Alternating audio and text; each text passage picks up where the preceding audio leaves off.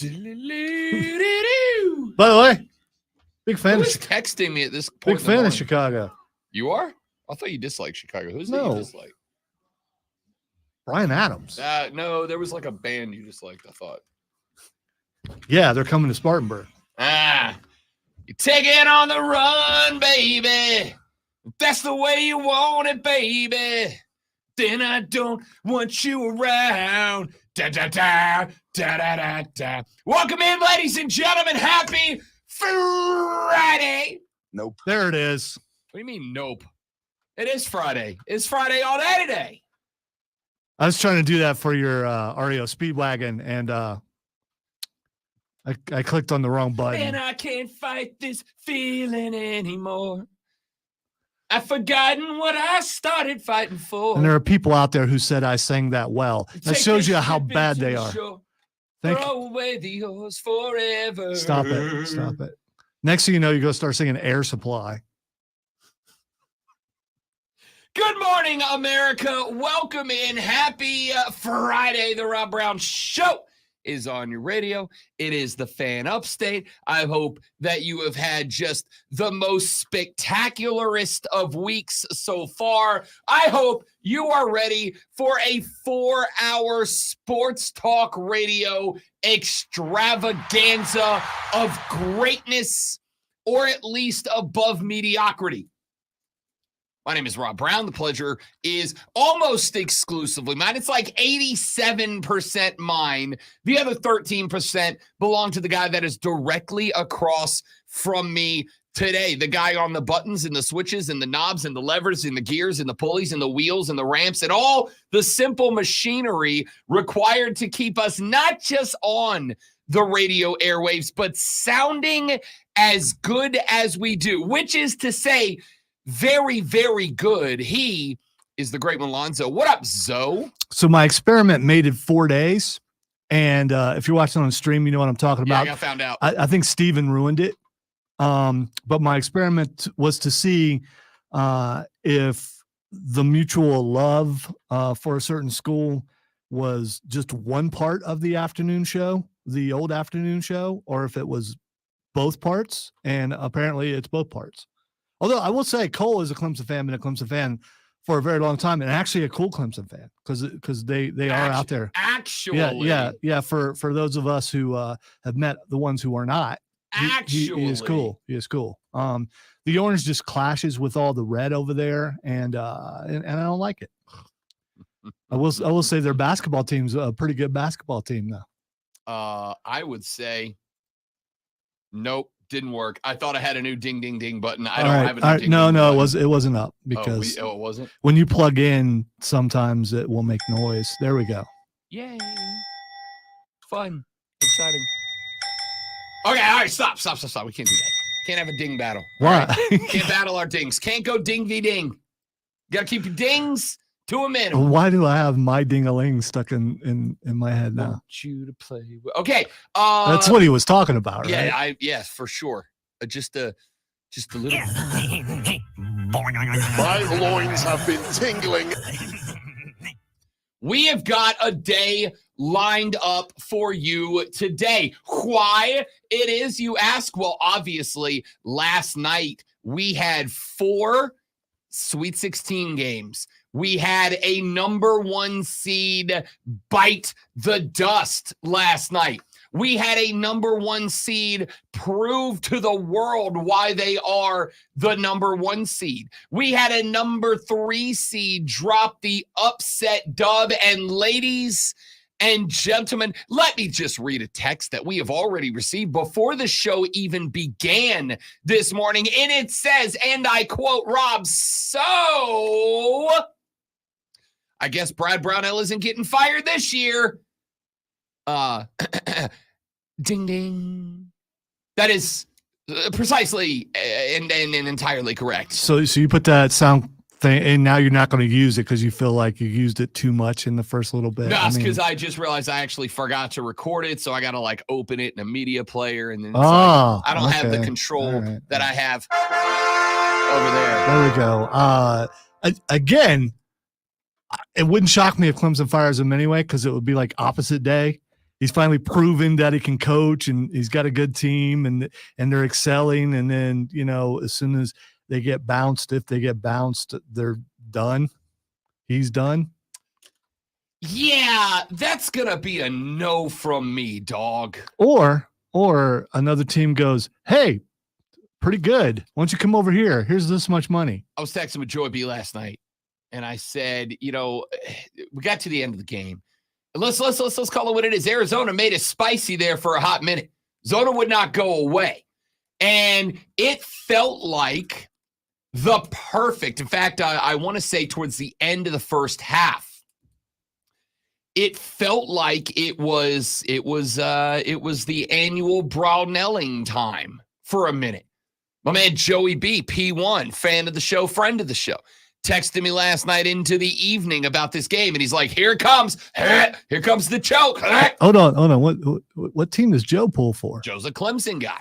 So you got fan perspective there. And, For sure. and you know what? A fan that's been burned many times by this team and this Literally coach. what he said. Yeah. So, I mean, you kind of, you feel for that, and you're like, I guess as a fan, you're like, okay, all right. Literally what he said. Which you could have said the same thing the game before, because He texted me. the game before the same thing happened, but this one looked a little more dangerous. Bro, I have to remind a lot of fans, because he wasn't the only one texting me. He was just the one that when the choke started, Joey B was like, yo, Brad.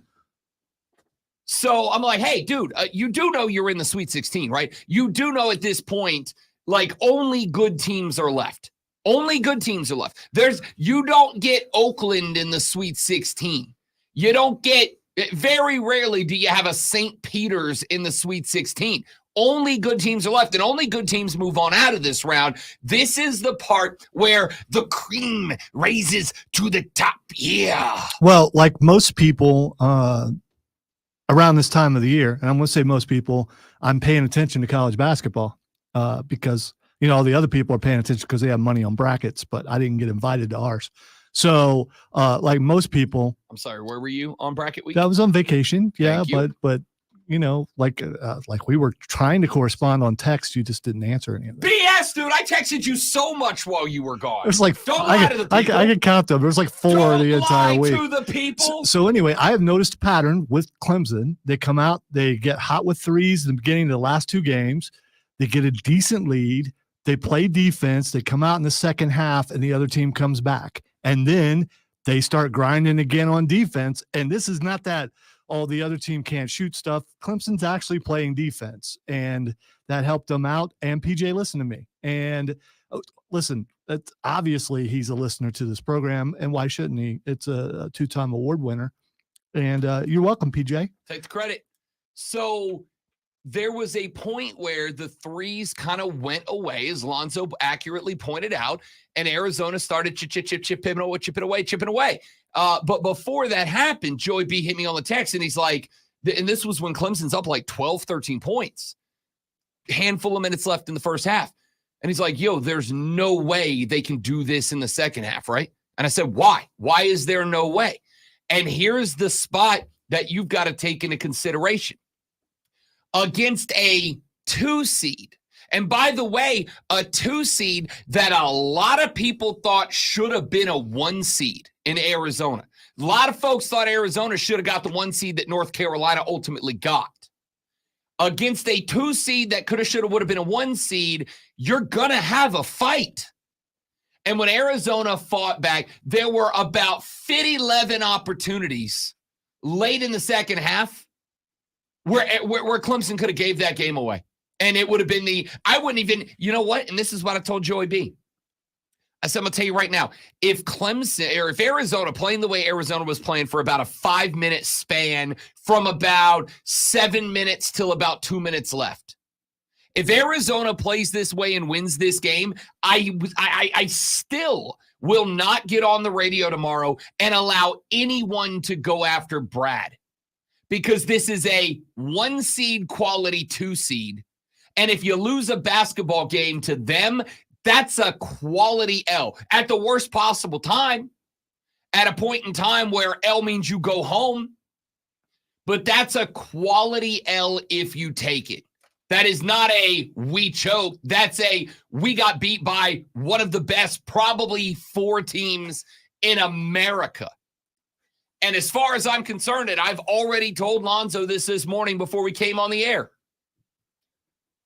that win last night said to me, Clemson's a Final Four quality team. Not saying they'll get there, because so is Alabama. That's who they got in the Elite Eight. I'm not saying they will get there. I'm saying they have Final Four quality right now, because this is a team that we had all the questions about, right? This is a team we had all the questions about. This is a team that we were concerned about. This is a team that we were looking at and going, all right, can they do it without PJ? Can they do it if the rebounds aren't there? Can Ann Shefflin make up for the rebounds if PJ's only getting 3 a game? Can they, will they? I'm a fan of the chef hat, by the way. I just gotta say, Chef, baby, he was cooking last night. I think that's such a cool thing. He was cooking last night. So looking at that game, the answer to all those questions were yes. Can this team respond if the 3 ball goes away? Yes. Can this team respond if PJ has to leave in foul trouble? Yes. And by the way, I want to say, and you guys know how I feel about this, I haven't held back about it. The officiating last night in that game was absolute dog, start to finish. I don't say this. I don't like to say it because I think people lean on it too heavily in certain spots. Clemson was getting hosed, by the Stripes last night. At one point in the second half, the free throw differential was 23-7. It was not until the very end where Arizona had to foul that Clemson started going to the stripe consistently. 23-7 was the free throw count at one point in the second half. There was a spot in that game last night where PJ Hall was up underneath the rim playing defense. They, as Arizona did all damn night long, and for the record, for about a 3-minute stretch, Arizona was doing exactly the right thing, knowing what they had to do against PJ Hall in foul trouble. They were going to Omar Ballo underneath. They would just throw it up top, throw a little lob over the top. They knew PJ could not go up with Ballo because they would have probably he'd have had to foul him to get through the ball. And so they were just feeding him layups. And I'm going, that's what you have to do. And what that means is Clemson has to score on the other end. Every time they go with that little force feed layup, you got to go on the other end, and they did. But there was a spot where they went to the big man inside. PJ Hall was sitting on 3 fouls with plenty of time left to go. He hits the old torque post move, ball back, torque on him a little bit, bang, bang. Bang, driving back over the basket. Did you say torque or twerk? Torque. Okay, because you're twerking as you're, that's just. I'm a fat white guy. What do you want? Okay, right? Yeah. Don't tune in to the stream, Facebook, YouTube, Twitch, or X to see him twerking. My twerk ability is not good. I'm not good at it. So he's going with the old ground and pound offense. Just lean back like Fat Joe, lean back. Just kind of bang him back down up underneath the glass and then turn for a layup. PJ Hall is standing there. He's got his positioning on the floor. The hands are directly up over the head. Bella goes up and around. PJ Hall does not move his hands. They say straight vertical, straight up and down. He's got his spot, and they whistle 24. And I'm like, what the hell are we doing here? What is that? What kind of call is that? That's garbage, dude. So even with the listen, like I said, I don't like to say this. I don't say it often. It was 5 on 8 last night. It was 5 on 8 last night, and Clemson fought through that. If the fouls are getting called split down the middle last night, and again, y'all know I don't like to lean this way, but if the whistles are going down the middle today or last night, Clemson wins this game by probably 10 more points, legitimately. Now, it helps that Arizona went 17 of 25 from the stripe. The difference in made field goals was only 6. At one point, it was 24-7 on the free throw differential. It ended 25-16. But again, 8 or 9 of those free, or I should say 6 or 7 of those free throws came at the very end of the game where Arizona had to foul. Otherwise, the differential would have ended at like 25-10, 25-11. It was poorly officiated last night, and Clemson got through it anyway. My guy, that is the mark of a good basketball team. So, all I'm going to say is some of y'all owe Brad Brownell a damn apology this morning. That's it. Now, that is not to say he's off the hook for some of the not so great moments of years gone by. But I have made the argument to you in the past that I truly think this team got snubbed last year, and I think this team last year could have been an Elite Eight team as well. This year, they are not an Elite Eight team. They're a Final Four caliber team. The biggest problem you have is so is Alabama, and they showed that last night by knocking off North Carolina. So, I don't know what you want. Some of y'all better, all that energy, all that gas that you guys have been putting out there on Twitter, I expect you to tweet out the support and the apology with the exact same enthusiasm this morning as you did calling for his head 6 weeks ago. See, but you're acting like that thought process isn't warranted, which it absolutely is, because they've had to deal with year after year of disappointment, whereas with other programs, he would have been let go a long time ago. So you're wanting them to just suddenly celebrate now because Clemson stuck with a coach who finally is producing. I think he would have produced last year. I think he got snubbed. That's not on him. And again, I will also acknowledge, and again, I probably should not do this. I will also acknowledge my familiarity with Clemson's basketball team starts 4 years ago. Past that, I knew Clemson as one of the teams that Duke and North Carolina play every year because I wasn't around here, right? And respectfully, you guys haven't been to the Elite Eight in 44 years. There wasn't a reason to pay attention. Now there is. And when the narrative has been repeated over and over again, and justly so, I mean, it's hard to break out of that pattern. It really is. And I think probably a lot of Clemson fans are still in shock. Wait, we're where? We're Elite Eight? Is that, are you sure?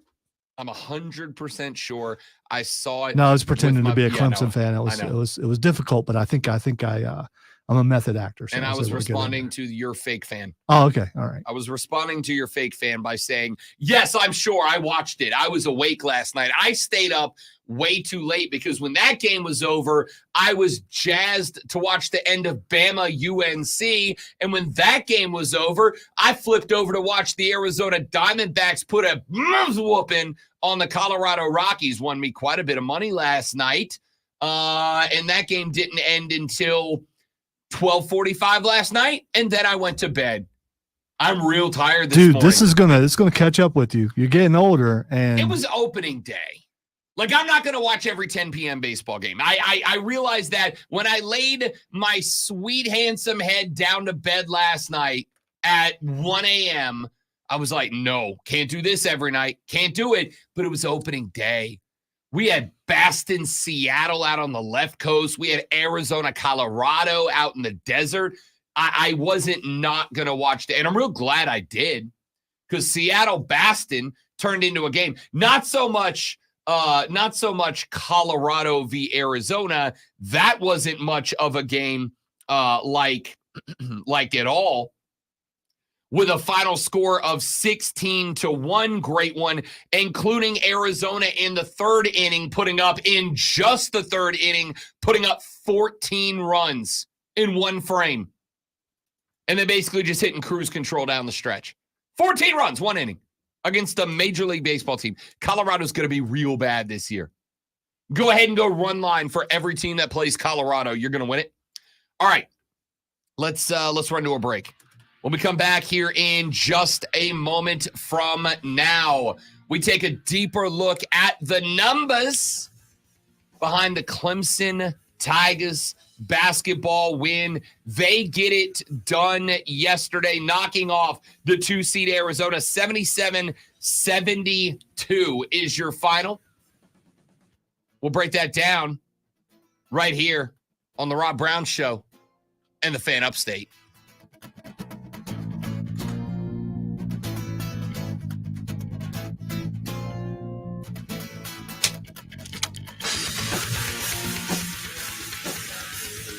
Waiting for the double kick face right there. Yes. I approve. I will do that when we're not pressed. I like that. Did you leave the mouse somewhere where you hit it? Or is that what happened? Because it's saying no signal. So I don't know what's going on. It's supposed to be on one, right? Wake up. Where's the remote? It's over here. Yeah, I see it. That's what I was messing with. And it didn't change. It's still on this. Oh, why the input go gray? I think it's an internet problem. No, that's a computer problem. Is there a... No, you've got to do the mouse thing on there. And it was hooked. I mean, you got to do the virtual keyboard. So you have to go down to the corner, I think, to make it show up. Well, there's no input. There's no mouse to go with. It's not getting a signal that the mouse can connect. Yeah, the signal just died in the middle of it. It was weird.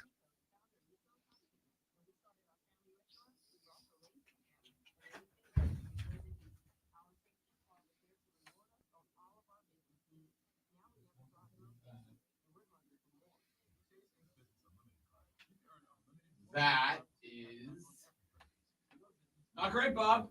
Yeah, it's weird. I haven't seen it do that before, but we haven't had any.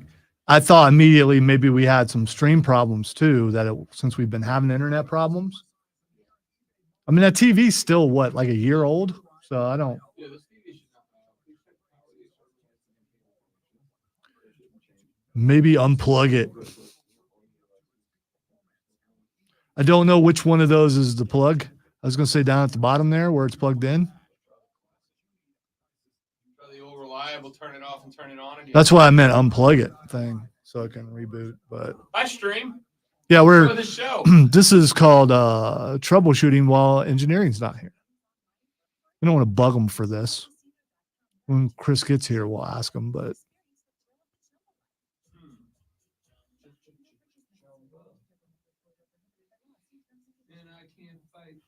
stop it. We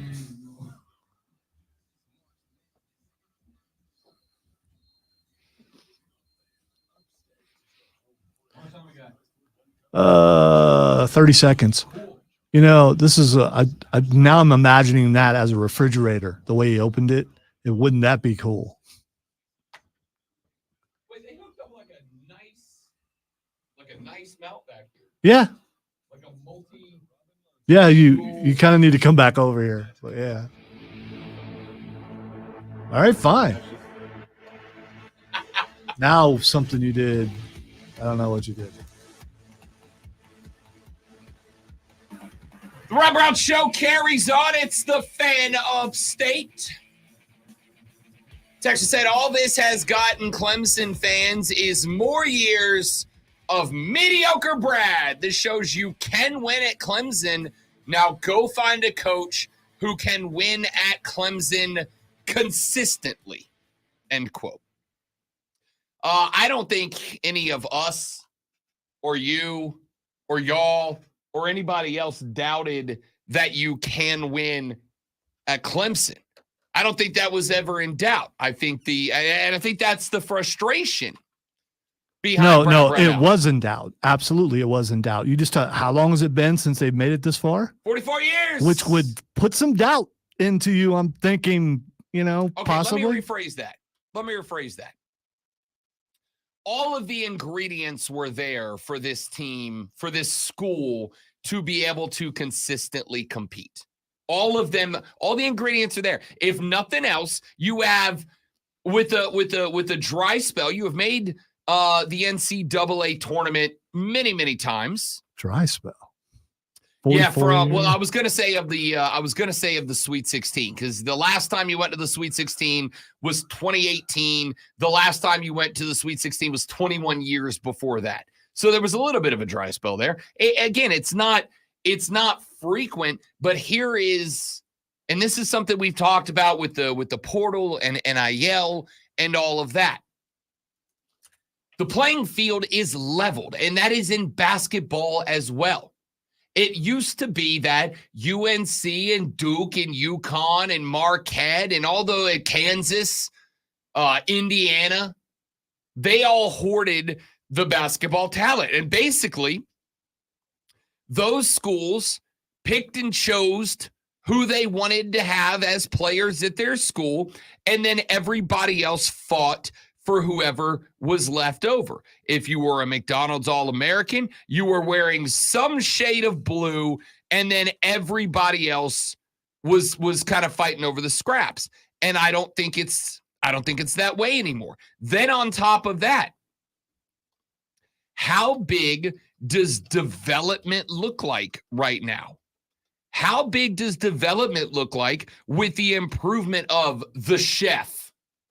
How big does development look like with PJ Hall? By the way, as I said on yesterday's show, the problem with Brad to this point is never X's and O's. You know how I know?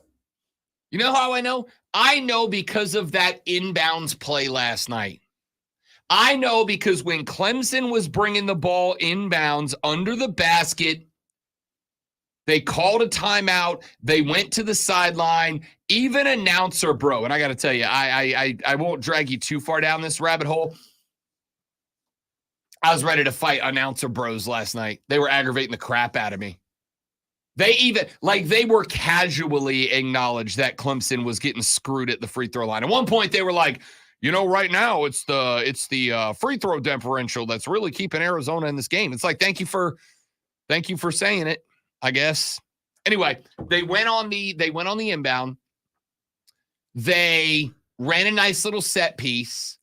They ran like a double screen over the top. The switch happened. Brad realized the switch was happening, so he threw a second screen to the opposite side. PJ cut back inside to the basket. They got the first switch, but not the second. And so PJ was just running to the basket by himself. Hit him with the little bounce pass. Two-hand dunk, slam it down. Momentum that was squarely in Arizona's corner at that point swings right back to Los Tigres.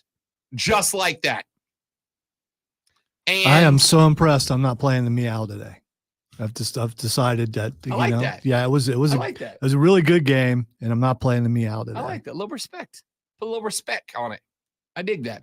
So the issue has never been, will never be, Brad's not an X's and O's guy. You know what I told a buddy of mine last night? I said, if you looked at this like football, if college basketball had offensive coordinators the way college football does, Brad Brownell would be fine. He'd be one of those guys that is a coordinator, gets a head coaching job, gets an opportunity, doesn't go great, and then is immediately hired back to another powerhouse football team as their coordinator. That's what he'd be, because the X's and O's are good. And he put that on full display last night on set pieces run against the Arizona defense. And Arizona defense that, by the way, had one of, 7, 8 big men in America that it feels like they could truly put Clemson at least on equal footing, maybe even at a disadvantage with PJ Hall down low. And so Brad ran an offense around it. And by the way, you'll notice on defense, PJ Hall ended that game with 3 fouls. What was my big key to that game last night? Coach PJ up not to give away dumb fouls. Coach the guards up not to let ball handlers dribble, drive, penetrate, and go at PJ's chest. Because if they get inside the paint, if they get to PJ's chest, he's going to foul him. And if he fouls him and he gets into foul trouble, which he got with 3 fouls with what, like 9 minutes left to play? I don't remember what it was. Somewhere in that mark. But when he got into that spot, they worked around it. I was very, very satisfied with Brad Brownell.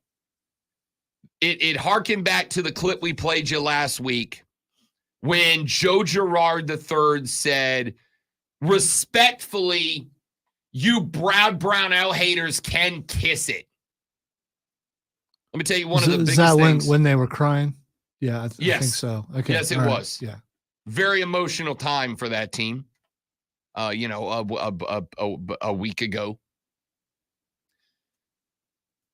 When he dropped that, it was one of those spots where we've talked about the concept of player coaches in the past, or players coaches, not player coaches. That's a different thing from back in the old days.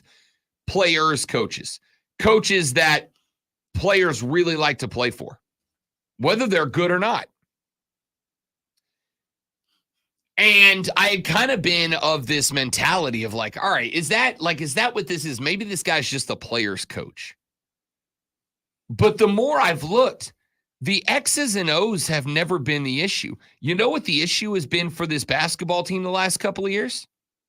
Composure, mental fortitude, the ability to take a punch in the mouth and not fall apart. Yeah, but that comes down to coaching. I agree. Which is why a lot of people have been wanting him gone. I agree. Because they see potential, but little errors are the things that have held them back. I agree. And if that is the case, if that's how you felt, which is understandable, I've said it. I said it myself during the regular season in certain spots. There were spots during the course of the regular season, a couple of dumb losses down the stretch, if we're being honest. Of course, down the stretch in which Clemson had already made the tournament, so I don't necessarily know that they were a full tilt, full go basketball team. But even in years gone by that I've been here, there have been spots, there have been times where the lack of composure was the problem. There have been spots and there have been times where this team felt like they were in a real good position to do something, and then somebody comes out and they punched them in the mouth and they reeled. They didn't know what to do. I would say now you have had 2 consecutive games against 2 good teams. I'm going to say you've had 2 consecutive games. Hell, let's go all the way back to the beginning.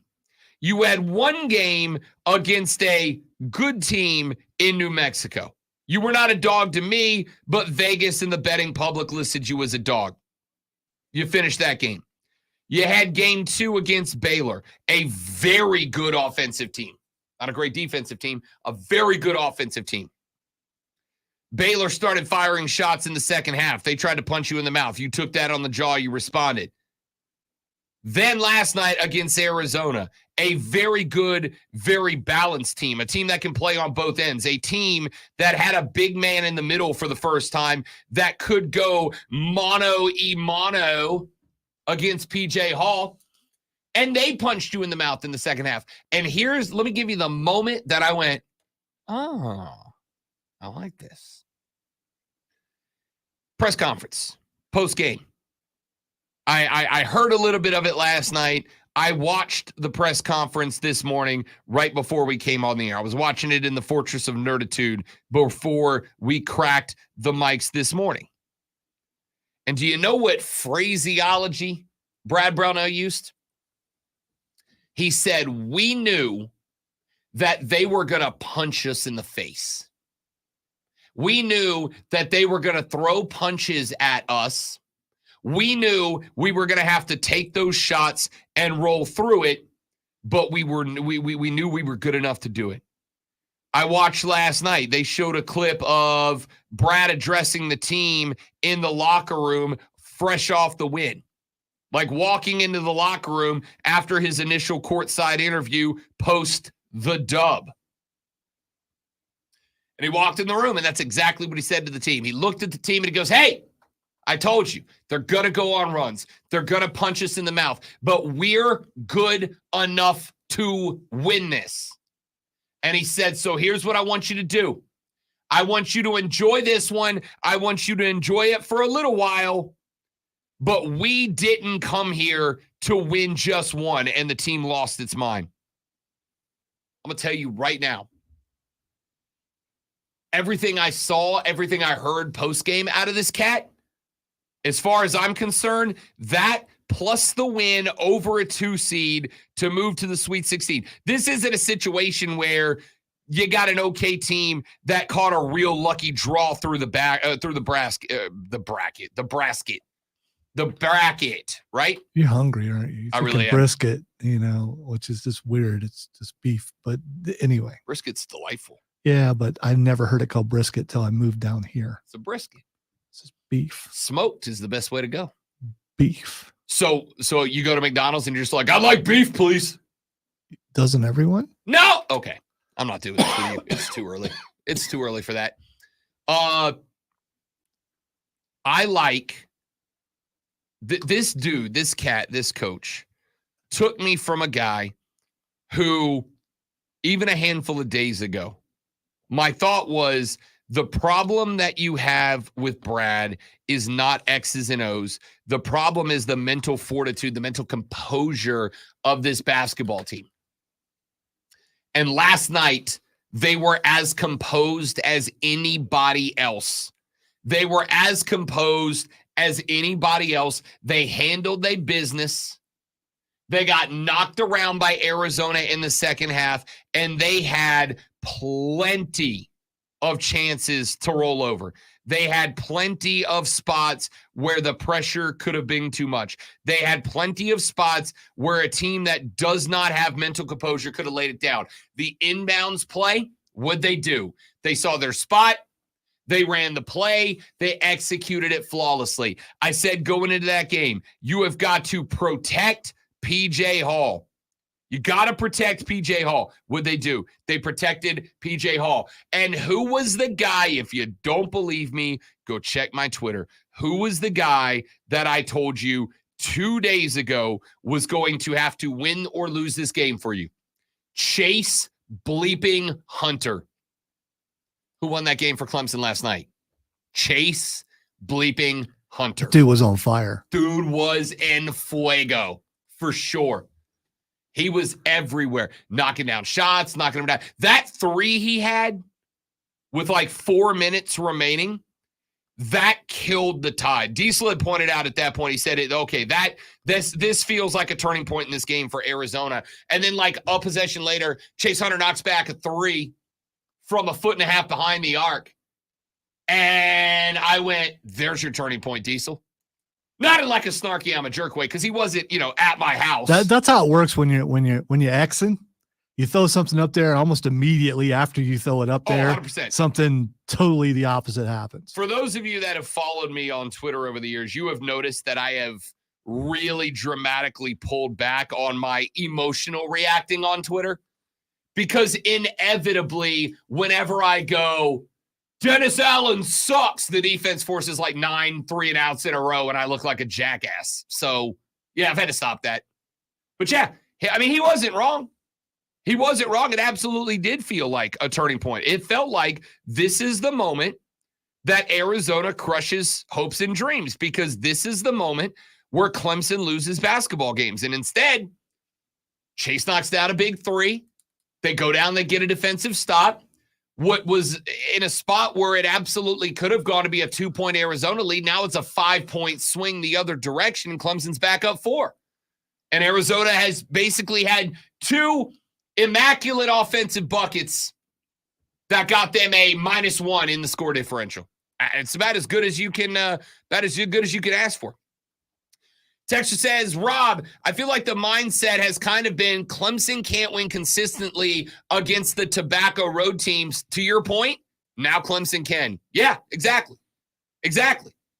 I think at this point, and again, with the spreading of talent, courtesy of the transfer portal and the name, image, and likeness legislation, courtesy of NIL and courtesy of the transfer portal, you have a school that is clearly willing to invest. You have a school that has excellent facilities. You have a school that has a very solid fan base. You have a school that has everything that you need to build a basketball team.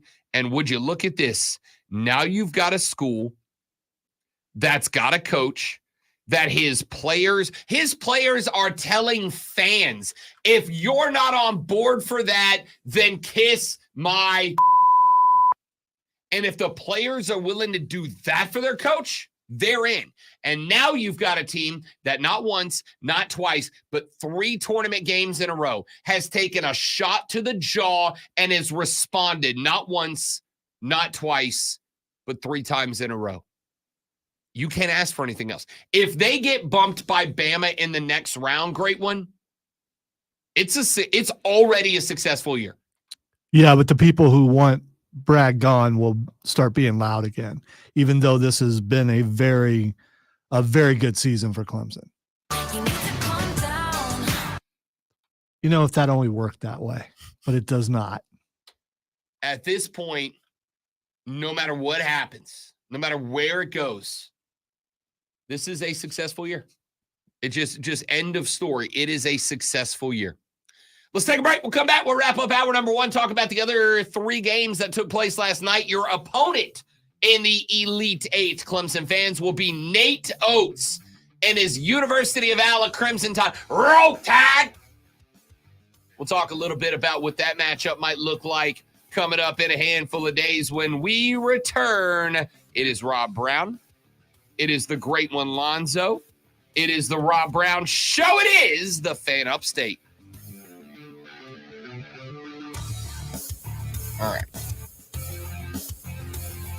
So the power worked, but then it brought up.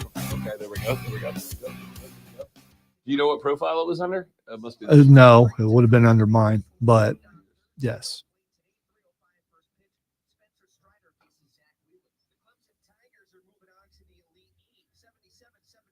Oh my gosh, I can't read what that says. Yeah, it's blurry. Okay. It really is. But I don't have mine on either. No, it's not. We're just blind. Okay. Well, there's distance and it's kind of small. I mean, Connecting.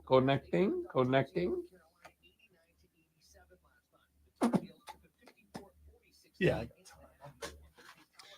All right, guys. I'm going to step away for just a minute while I screw with this television. Please stay right there. We will be right back.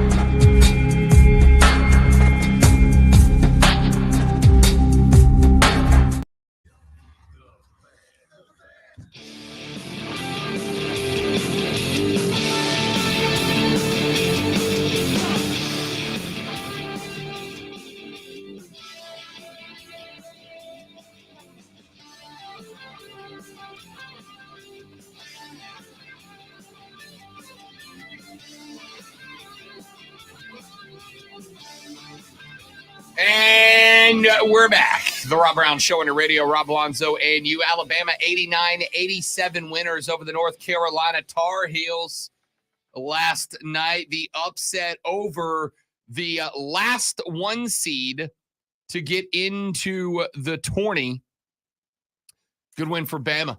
Bama was down in a hole. They were down 54-46 at the half, outscored the Tar Heels by 10 in the second half, and the majority of that 10-point differential came down the stretch. There was a point there. Actually, there was a lot of points there where it felt like Bama was just out of gas, where it felt like you were just going to get too much out of Armando Bacot and the Heels for the Tide to roll on. But I enjoy Nate Oates as a coach, dudes.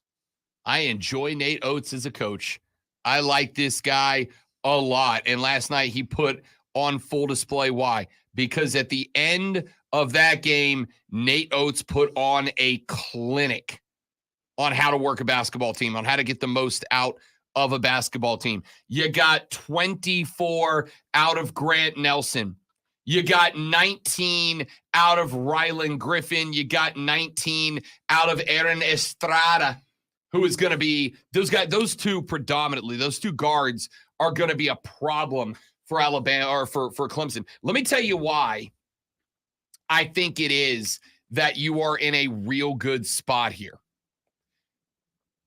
Alabama has a guy they list as a forward who is the big man. He goes by the name of Nick Pringle. He is a 6'10", 230-pound forward out of Seabrook, South Carolina.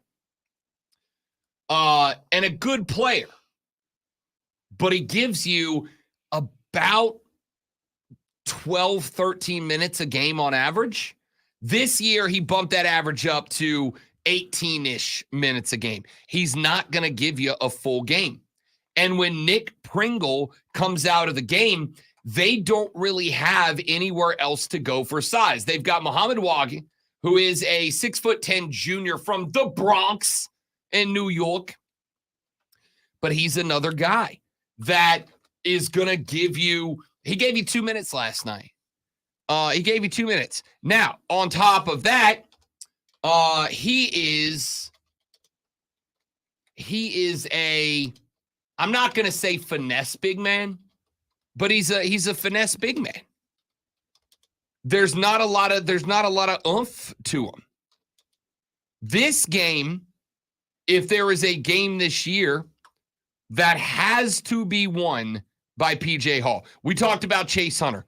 I told you going into that game last night, Chase Hunter was the key to a Clemson victory. And Chase Hunter came through in that Clemson victory last night. There's not a player for Alabama. There's some good players.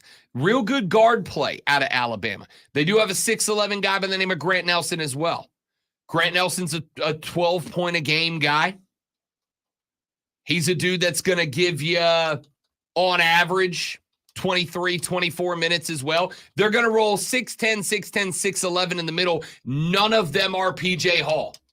Also on top of that, Nick Pringle, who is the starter of those three. Nick Pringle last night had to bail out of the game with a deep bone bruise on his left ankle, on an ankle. So he had to peel out. He did come back, but if you have ever dealt with an ankle bruise, they suck.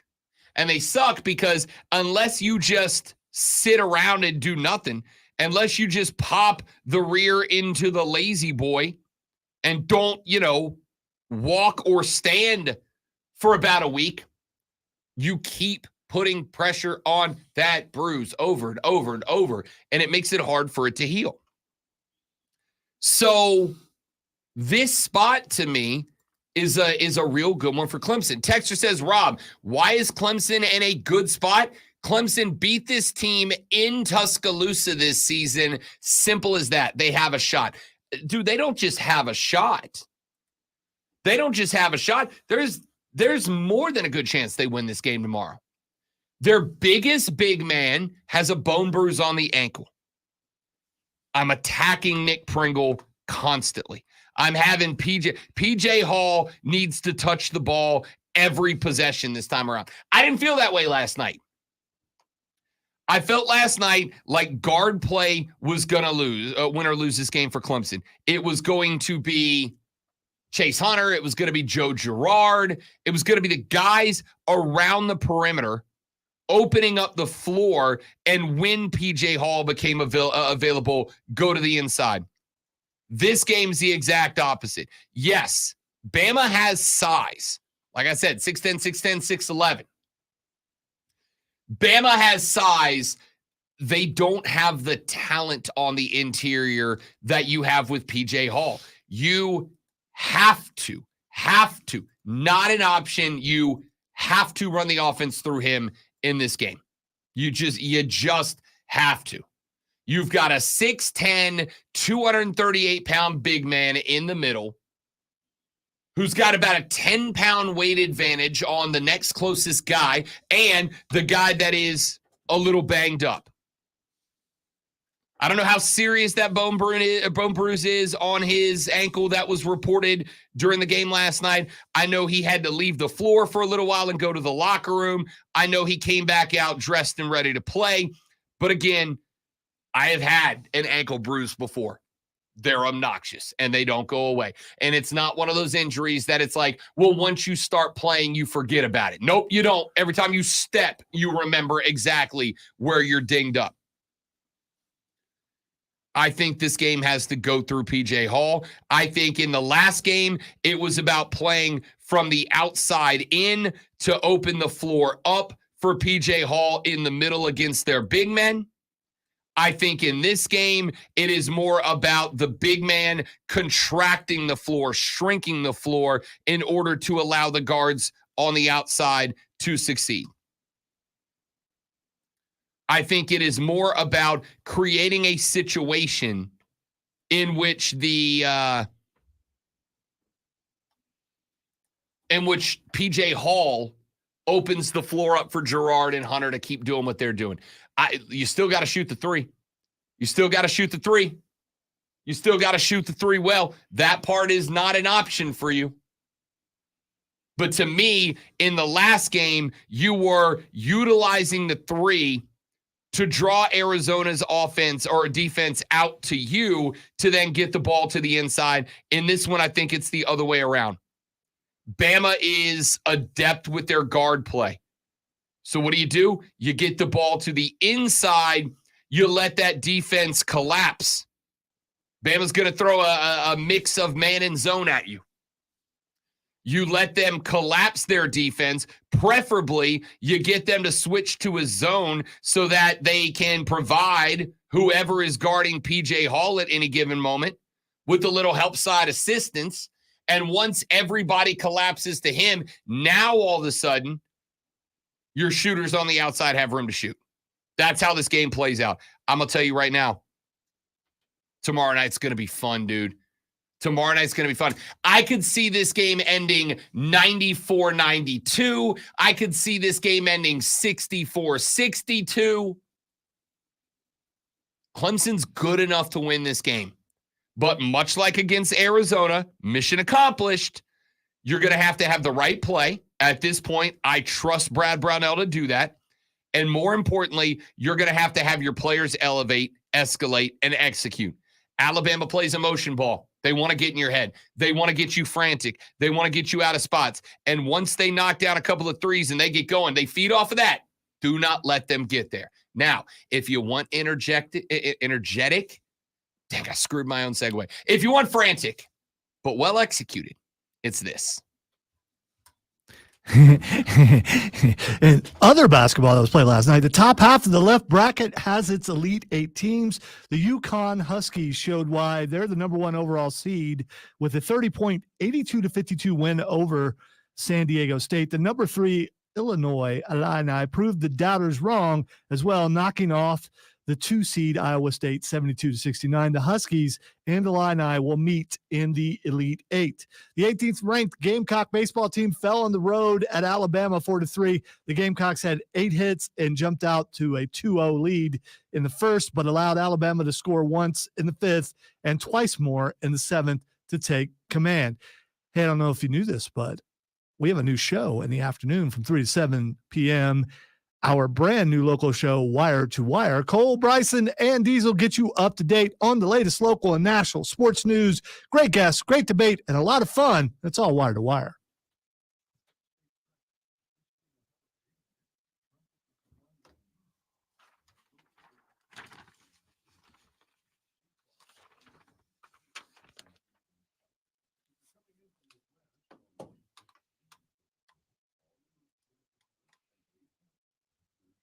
All roots are looking good. I'm Bill Brooks.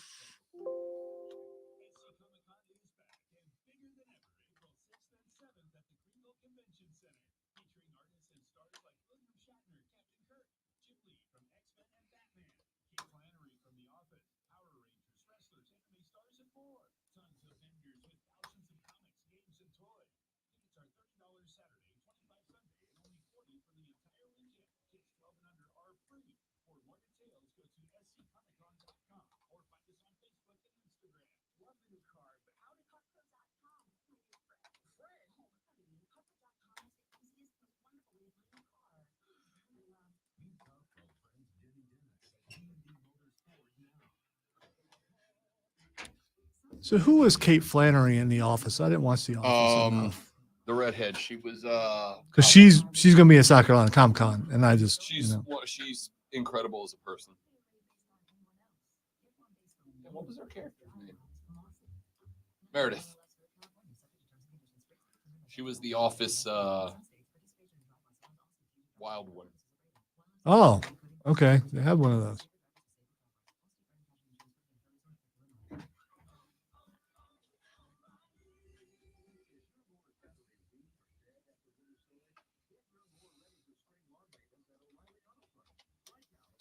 Let's see if there's a line out on Clemson Bama. I'm going to say that's a pick'em game. I'm going to say Bama minus 1.5. Bama will be favored for sure. Yeah, Bama minus 1.5 is going to be my line. We're going with, they don't have that lineup yet.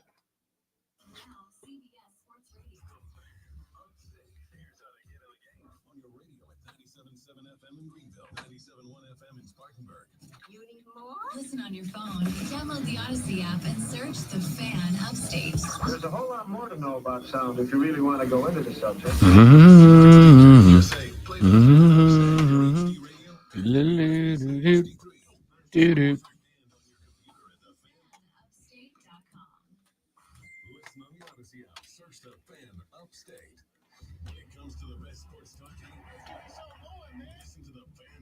What are you doing? What are you doing? Sorry. I'm anxious.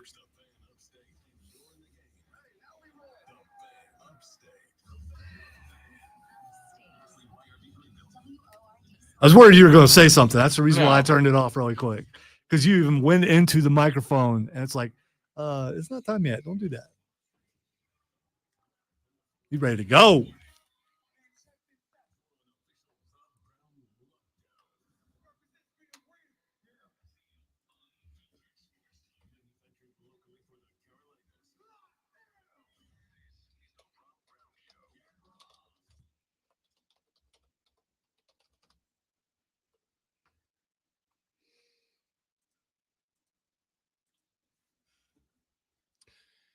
Our numero dos of the Rob Brown radio program starts right now. Welcome back, ladies and gentlemen. It is spectacular to have you here on the show with us. Hope that you are exceptionally well. I am, of course, Rob Brown, the great one, Lonzo, on the ones and the twos. This beautiful upstate Friday morning. If you want to be a part of the show, now is your opportunity to do so. 844-326-3776. 3663. That is 844-FANFONE. That is the number to the renewal by Anderson of the Carolinas fan phone, 844-FANFONE. You may text us at 71307, 71307. Start your text with FAN, F-A-N, FAN, F-A-N. We will read them on the air. You can shoot us a tweet if you wish to do so at The Rob Brown Show, at The Rob Brown Show. You may send us a tweet if you wish to do so at Lonzo Onward. You may send a tweet to everybody up in here at The Fan Upstate. At The Fan Upstate is how you get in touch with me and with Lonzo and with Cole Bryson and with Diesel at The Fan Upstate on Twitter. Also, come watch the live stream. Come hang out in the stream with us. You can find that at facebook.com/thefanupstate, twitter.com/thefanupstate by searching and subscribing to the Fan Upstate on YouTube, the Rob Brown Show on YouTube and Twitch. We stream to all of those platforms and destinations, and whichever one you would like to go to, we'd love to have you. Lonzo and I hold conversations off the air that we don't have on it. We interact directly with you, the listener. So if you want to get in on the stream, that is how you do it. We got plenty to get to, plenty to talk about, but it is 7:02 in the morning. You are less than an hour away from getting to work, from getting clocked in, from responding to all those emails that you've got to email. And then once you're done with that, 5, 6 or something like that, it'll be time for the first break of the day. And when you take that first break of the day, you are going to walk down the hallway. You're going to head on over to the break area. You're going to stand next to that water cooler. And when you do, you're going to talk sports with your coworkers. And if you're going to talk sports with your coworkers, you got to know what's going on in the world of sports. And if you want to know what's going on in the world of sports, you're going to need this.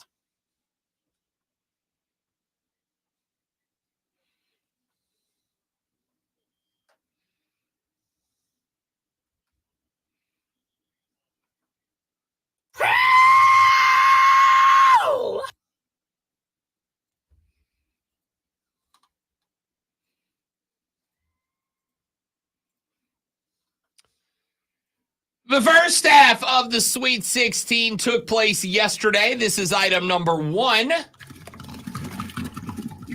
on the top half of the bracket. The UConn Huskies showed why they are the number 1 overall seed with a 30-point 82-52 victory over the San Diego State Aztecs. It was a big night for the Huskies. 3 of their 5 starters had 16 points or more. They were led last night, no shock, by Cam Spencer, who had 18 on 6 of 12 shooting. The Huskies shot 46% from the floor, and they allowed San Diego State to shoot just 36% from the floor. They also had more efforts with a better shooting percentage, 10 of 26 from behind the arc and 12 of 16 from the stripe, while letting the Aztecs go to the line only 10 times in the basketball game.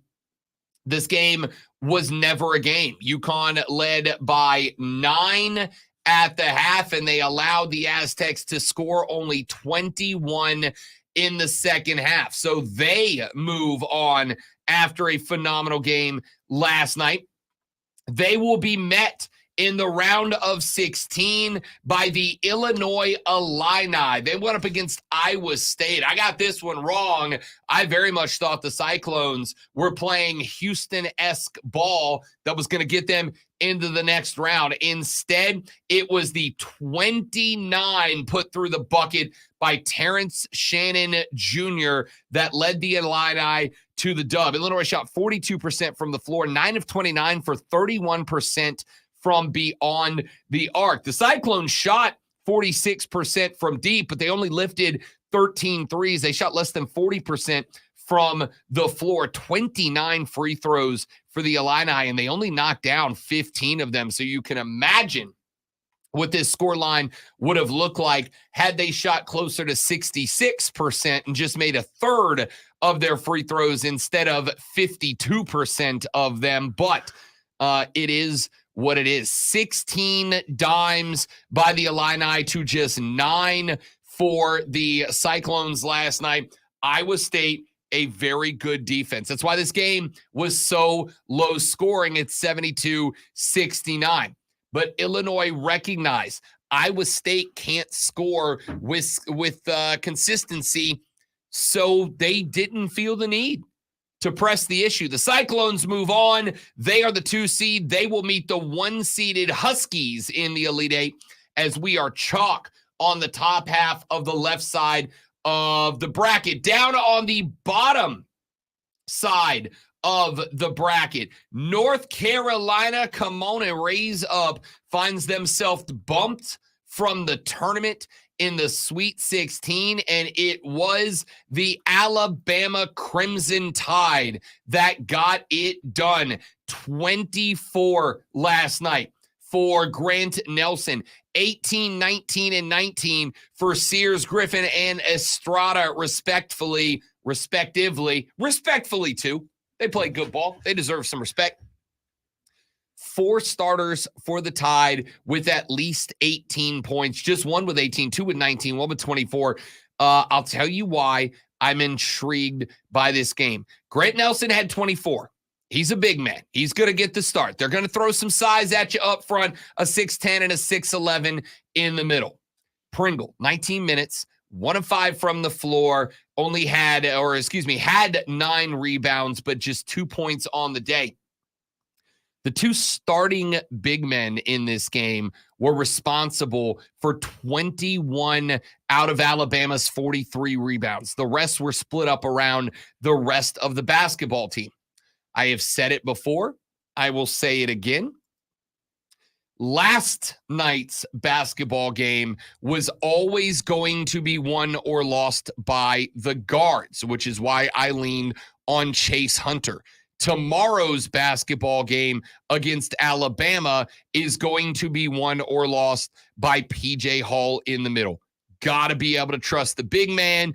And you still got to lean on the guards because the strategy is still in play. Don't let guards and forwards slash to the basket and get in a spot where they are able to jump into the chest of PJ Hall, because it was put on display last night that PJ Hall's not allowed to play defense. He's not allowed to play defense. If he maintains his spot and goes straight vertically, they're still going to call something on him. So don't let people get there.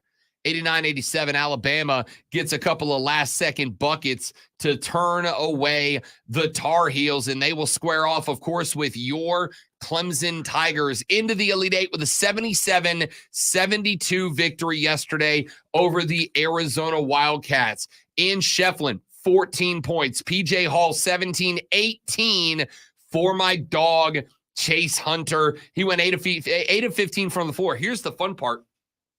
Clemson, 8 of 25 from deep. Shefflin knocked down a big one.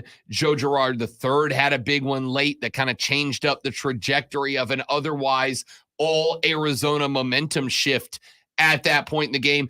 But it was the defense. It was the defense again. It was the defense against Baylor that won that game. It was the defense against New Mexico that won that game.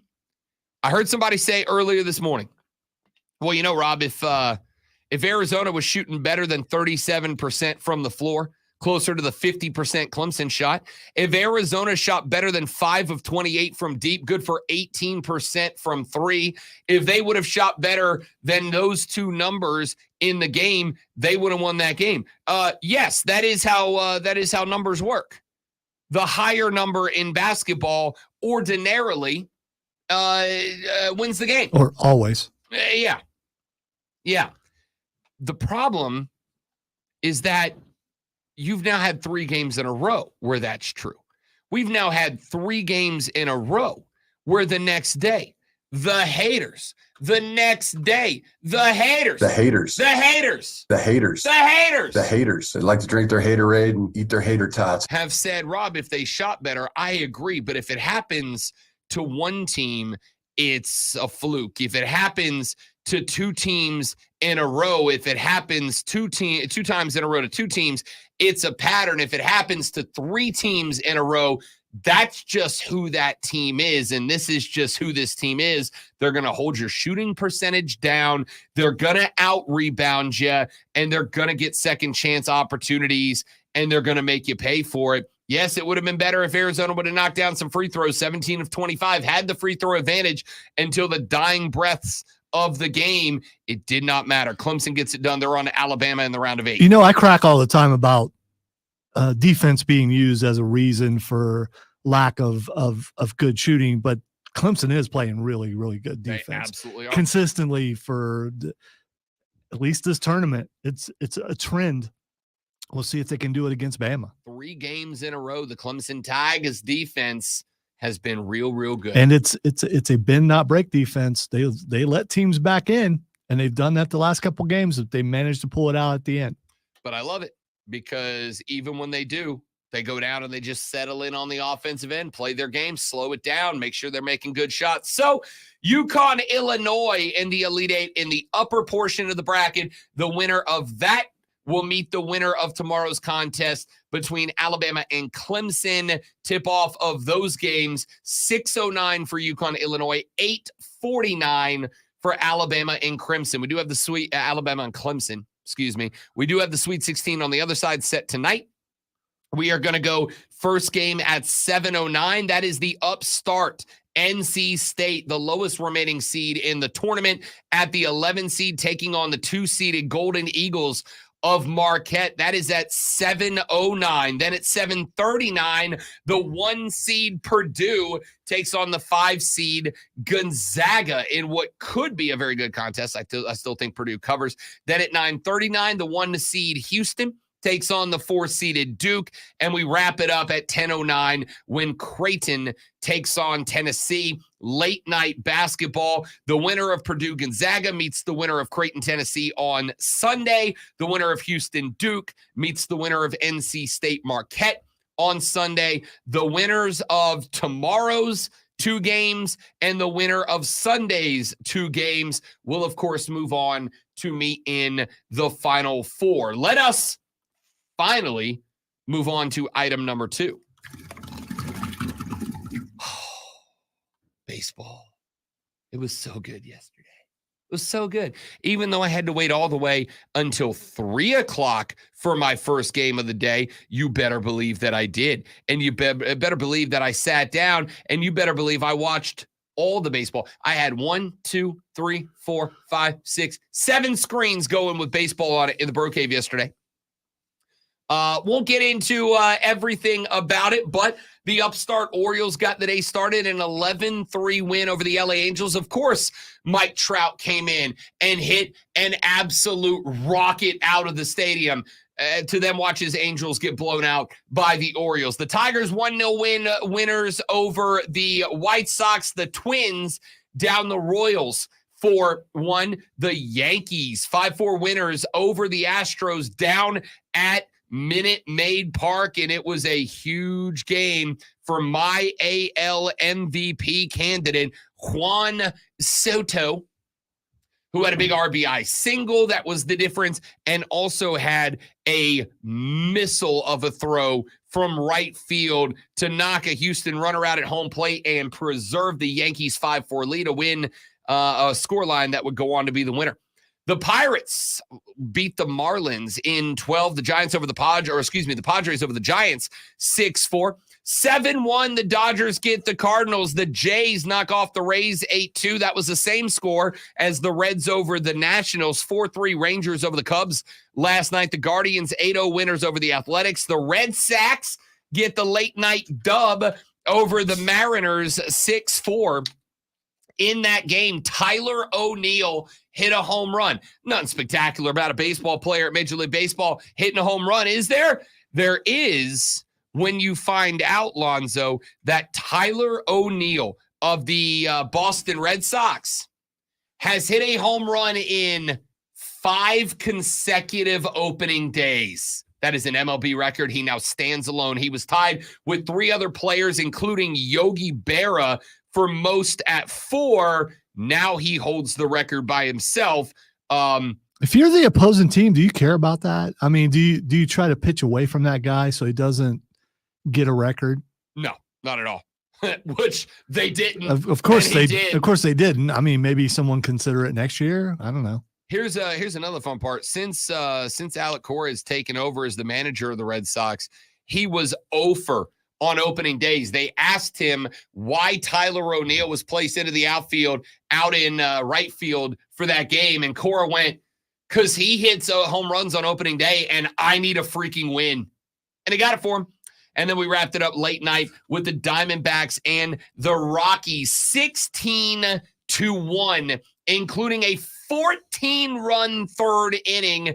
And then the Diamondbacks put it on cruise control. So if you run up the score in baseball, do they not want to fight? I mean, because that happens in other sports. Does the other team not want to, do something about it? If you can put 14 on the board in an inning, you put 14 on the board of the inning. I think the spot where, and again, you know how I feel about the unwritten rules of baseball, but the spot would be if you were up after a 14-run inning, and then let's say you came out the next inning and you were like stealing bases. You're like, why? You're up 14.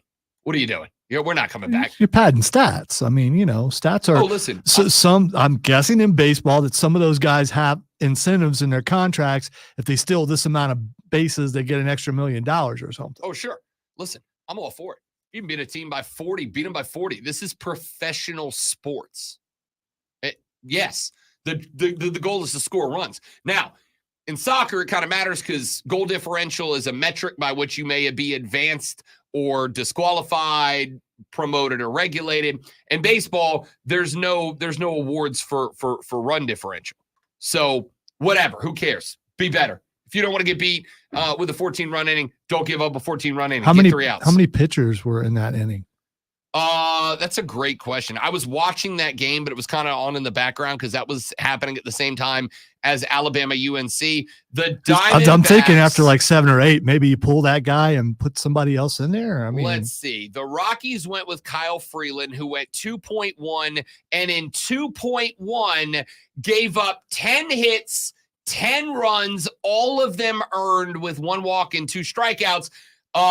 This is fun. The numbers in the early season of baseball are all ridiculous. Like, for instance, Kyle Freeland, 10 hits, 10 earned runs. His ERA is 38.57, and it's not the worst on the team. The worst on the team was the guy who came on in relief in the back half of that same inning, Anthony Molina, who pitched 0.1 innings, gave up 6 hits, 6 earned runs, 1 walk. His ERA, Lonzo, is 162. You don't have to be a baseball guy to know that that's very bad. I guess they're saving other pitchers for later, or do they just not have anyone better? I mean, like at that point, it's like there's no point in wasting arms. So they're just like, okay, who's They worse? went with 3 Who's more worse than this guy? Let's put him out there. They had to go with 3 more pitchers, 3 more relievers and closers to get up out of that game, but they went with some guys that aren't going to see a ton of action. The point is the Rockies are very bad, and it showed last night. On today's scorecard in Major League Baseball, Brewers Mets, they are playing their first game at 1:40, and the Braves and Phillies will go at 3:05 this afternoon. The Jays and the Rays at 6:50, at 7:10. The Pirates and the Marlins, 8:10. Yankees, Astros, 9:40. Red Sox, Mariners, 9:40. Guardians, Athletics, 9:40. Rockies, Diamondbacks, 9:40. Giants, Padres, and at 10:10 tonight, the Cardinals and the Dodgers. Your boy is about to have a second consecutive most excellent sports night. Let us finally and quickly get to item number 3. It was a bad day for college baseball for both the Gamecocks and the Clemson Tigers last night, as they both got beat. They both got upset on the diamond last night. We will start with the Clemson Tigers, the number 3 ranked team in America, coming off of a ridiculous series sweep of the previously top 25 Florida State Seminoles fell against the Miami Hurricanes 3-2 last night. Marshall gave up 6 hits, a pair of walks, and 3 Ks across 4 innings of action. The Hurricanes ended up with 9 hits on 29 ABs, and their starting pitcher, Gage Zeal, went 9 innings, gave up all 7 hits, but held the Tigers to just 1 earned run and tallied 15 strikeouts on the game.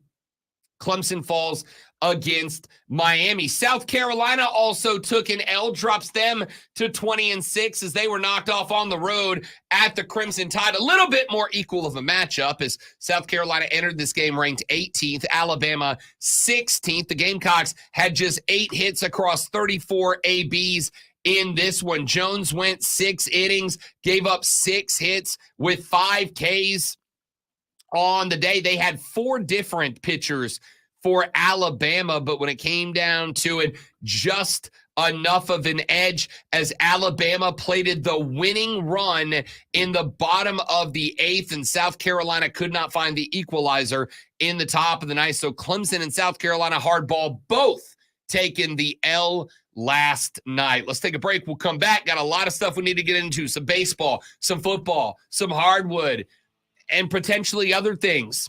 Like a debate we had to end the show yesterday that lady listeners, I need your help. I need you to help me make a point. We'll do it when we come back on the Rob Brown Show and the Fan Upstate. I had to think about it to remember what it was. And it's like, oh, okay. I am. I got it.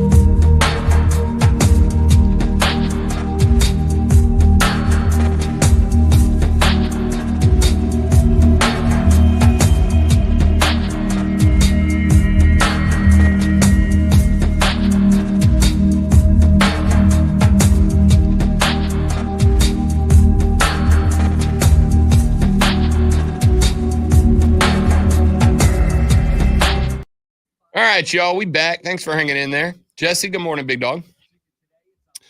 Rob, I think we need a picture of your sports room where all the TVs and monitors are on with all the games.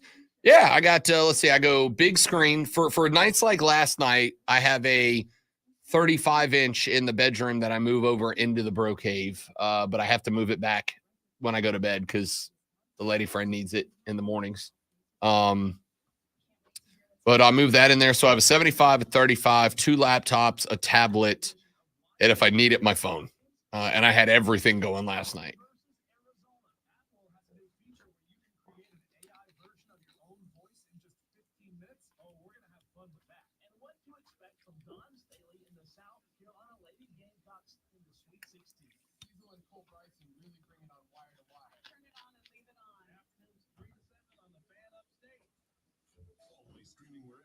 Stop it. I said nothing.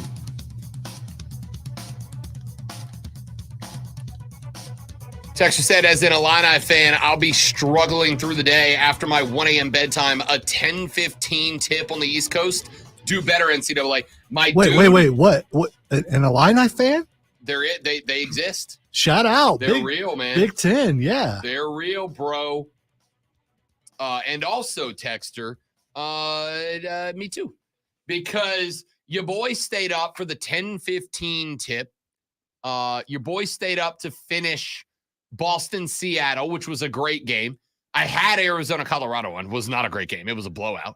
But had the Boston, Seattle game on, which was a phenomenal basketball game or a baseball game. Finished Bama UNC. Finished the baseball. Went to bed. Finally called it a night at like 1 a.m. for the 3:45 alarm clock this morning. I am going to say I despise the scheduling. I despise it. You know, I say all the time, and I get it because I know the folks on the left coast don't love that a lot of highlight games are starting at 4 o'clock in the afternoon, 5 o'clock in the afternoon. Just like you and I have to suffer to stay up to watch a 10-15 game to then get up early, a lot of them have to miss the first half of games that start at 7 o'clock here because it's 4 in the afternoon there. Whenever there's a college football game that tips off, that kicks off at 7 o'clock here, it's 4 o'clock on the left coast, which means on, Thursday nights, if there's a college football game, there's not a lot, but if there's a college football game that starts at 7 p.m. our time, they're missing the first half. So it's a compromise. I just wish they didn't compromise during the damn Sweet 16, man. That is rough. I'm not going to disagree with you on that. That's a rough one. Hey, can I tell you how much I love this? Short segment, so I'm going to do this here. The Oakland Athletics. This is not a story about the Oakland Athletics. I read you the score of that game 10 minutes ago, and none of you remember what happened with the Oakland Athletics yesterday. Lonzo, did they win yesterday? Who? Yeah, exactly. Precisely. So the Oakland This is that Athletics. team that's like moving from that one place to the other place, and people were like really upset about it. That is correct. John Fisher, the owner of the Oakland Athletics, has already committed to the move from Oakland to Vegas. That move has already been approved. So John Fisher is going to become Johnny Vegas, just like he wanted to, so that he can make more money. And again, as we have pointed out, he has the right to do it. It is his team. It is his business. Just like any other business that decides that they want to move for any reason, he has the right to do it. I also have the right to call him a number of words that I won't say on the radio because the FCC is always listening. I almost had to turn around in the chair there. Nah, I got it. I'm a professional. The only time you have to dump me is when I'm dumb and mispronounce a word. That's it. That never happened. Correct. So, the Oakland Athletics are leaving Oakland. They are going to Las Vegas to make John Fisher more money because he's a billionaire and he needs it. Obviously, John Fisher hard up for cash right now. So yesterday, the Oakland Athletics opened at home against the Cleveland Guardians. The G-Men, no, they're not the G-Men. They're just the Guardians. The Guardians were in town. And if you went down to downtown Oakland, you would think it was just a regular old baseball day in America. Why? because tens of thousands of Oakland fans, led by their fan club, the Oakland 68s, went downtown, went to the stadium, tailgated, partayed, P-A-R-T-Y, because they, well, in this case, wanna. Thousands of Oakland fans poured downtown to throw a massive tailgate around their soon-to-be former baseball team. And then all those people, Lonzo, who went to the game, they didn't went to the game. They just stayed and tailgated outside. They didn't buy tickets. They didn't buy merch.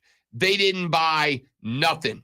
They unfurled and flew big flags that just said sell across. The 68s organized a taco truck and were just giving tacos out to the fans. They had live music. They had bands. They had the whole party lined up for opening day. And then 13,000 people went into the stadium while the other 20+ thousand all stayed outside and just watched it on TV. President of the 68s, Jorge Leon, said, quote, "This will be the first time since 2006 that I've missed opening day. Opening day used to be a holiday for all of us. We'd take the day off and celebrate from 11 a.m. till the first pitch. This is tough," end quote. The fans partied outside of the Coliseum. Once the game started, they just popped up some television in the tailgates and watched it. Nick Danoff is an Oakland resident who volunteers for Schools Over Stadiums, a community-level organizational group that tries to secure funding for educational outlets across the state instead of millions of dollars to build new stadiums for billionaires. He said that an anonymous donor agreed to a one-day match of $100,000 for people who elected to, instead of buying a ticket to the game, donate that money to the organization. And he said they got that money matched. Danoff said, quote, "Going to the game staying outside is the one thing John Fisher doesn't want you to do today," end quote. You know what the thing that sucks the most is? You know what the thing that stings the most is? You know what the thing that is the most upsetting about this? This is awesome. It's a wonderful display of camaraderie. It's a wonderful display of what sports means to fans. It's a wonderful display of the passion that sports fans have. It's not even unique to baseball, but it is an excellent illustration of how important this stuff is to us. And despite all of that, doesn't matter at all. Doesn't matter at all. John Fisher is going to be perfectly happy watching his team play in front of an empty stadium that he doesn't care about. He's going to be perfectly happy watching his team stink. He's going to be perfectly happy major leaguing his team because he's already on his way to Vegas. He's just got to play a couple of years being the Road Warriors, a couple of years playing in some minor league stadiums, and he doesn't care that these are major leaguers that are going to be asked to spend a season on the road, that are going to be asked to spend a season playing in youth locker rooms, playing in minor league locker rooms, playing in lower level stadiums, playing in front of dozens and dozens of fans, because John Fisher has got the approval to go to Vegas, to get to Vegas, to sell this team, to make a few $1 billion, to add to his few $1 billion, and to ride off into the sunset like a bad cowboy in a Western who beats the good guy to the shock of the audience. That's what stings about this, that there is nothing that those fans can do. Nothing at all that they can do. Excellent protest.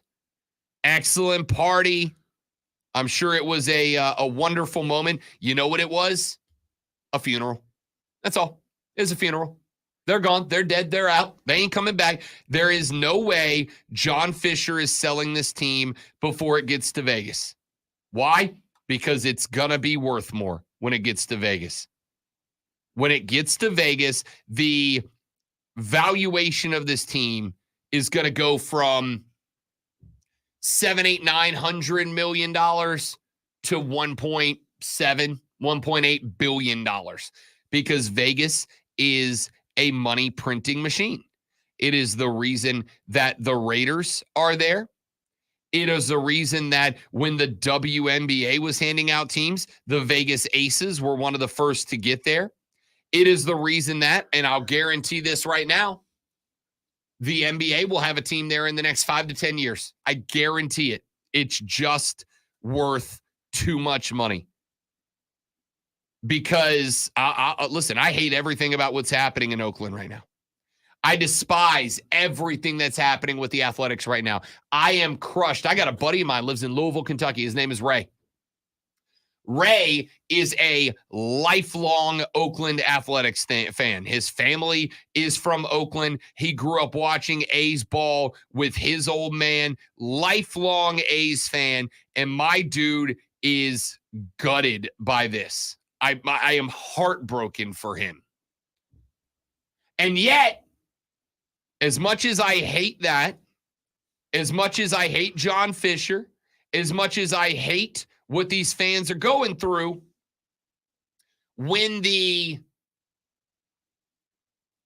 Oakland Athletics eventually become the Las Vegas Athletics or whatever they change their name to, I actually think they'll keep the A's because at the end of the day, the A's brand is still the A's brand, even if the city is different. And at the end of the day, hey, Lonzo, what drives every decision in sports?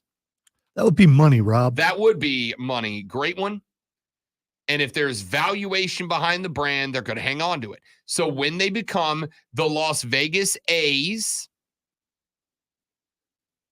and Atlanta plays their first road game series in Las Vegas, I'm going. I hate it. I hate it. I hate that I'm going to give him money. I feel the exact same way about this for different reasons.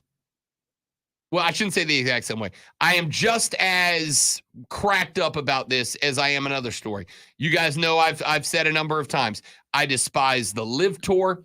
I despise the guys who run the Live Tour. I despise the funding of I despise everything about the Live Tour. But if the Live Tour called me tomorrow and said, Rob, $1 million a year to come call our events, y'all, I'm gone faster than you can say goodbye. I was going to say something mean there, but I'm not going to. I am gone faster than y'all will be able to even comprehend. I hate everything that's happening with the A's.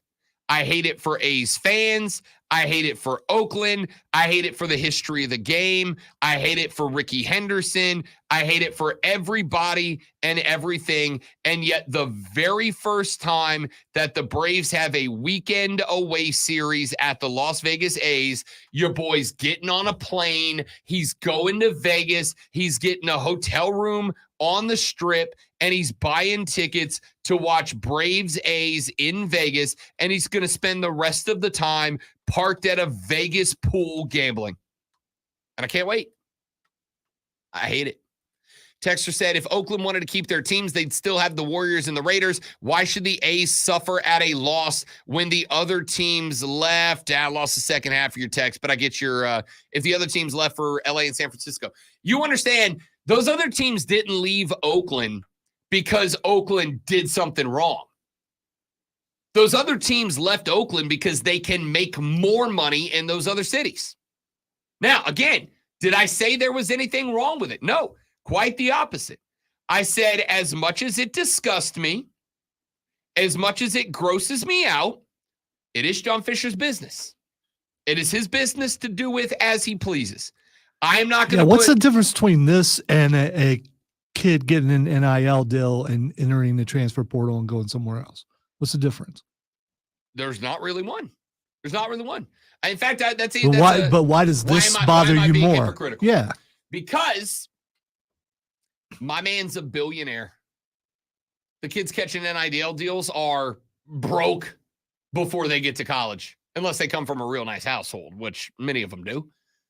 But if I am not going to put a college football player having the opportunity to go out there and pimp Bob's used cars and make a couple gur a month to a dude. And again, so we're clear, I never said there's anything wrong with it.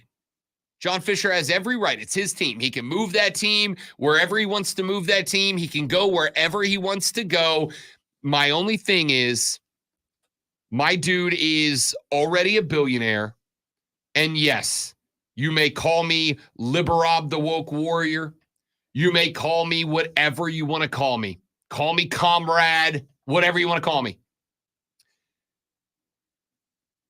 It kind of bothers me a little bit when a guy who has already more money than he will ever be physically capable of spending.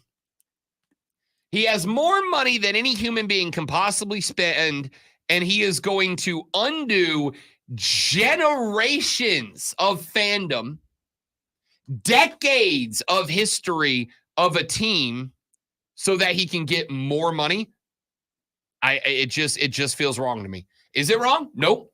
It's his business. He can do whatever the hell he wants. Do whatever he wants. I don't like it. Texas says Oakland refused to build them a stadium. Other towns will. That's business. Yes, other towns will. Again, I think you're missing what I'm saying here. Regardless of how I feel about municipal money, city money, state money, county money going into building stadiums. And for the record, I'm actually not against that. Never have been. I am all for communities investing in their sports community, and that includes at professional levels. My dude doesn't need it. He doesn't need it. Did he need a new stadium in Oakland? Yes. Now, if you believe them, if you believe them, It's the Possum Stadium, right? yes, they are in the Possum Stadium. Okay. All right. If you believe them, So you're okay with possums being up in the... I mean, the comedy we get out of it's gold. Well, there is that, but The still. comedy's gold. You wouldn't like it if you were the guy having to go in there, though. I don't know. I'd probably still find it funny.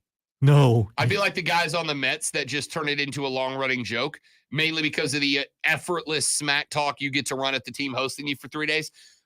If you believe them, the city of Oakland was willing to build them a new stadium. They just weren't willing to float the entire price. And if you think that, like I said, undoing generations of fandom, decades of history, and a historic franchise in order for a guy who has $1 billion already to save a few $1 million and make more money elsewhere, that's fine. That's your philosophy on life. We just don't see eye to eye, and that's okay.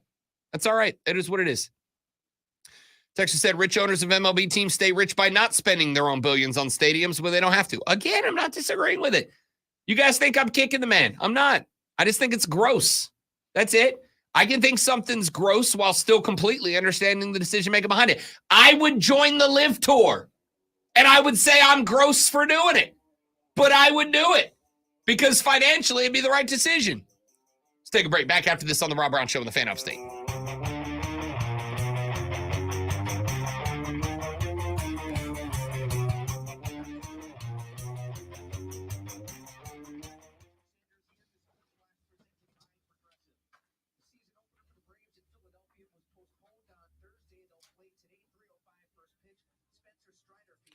All right, guys, excuse me for just about a minute. We will be right back.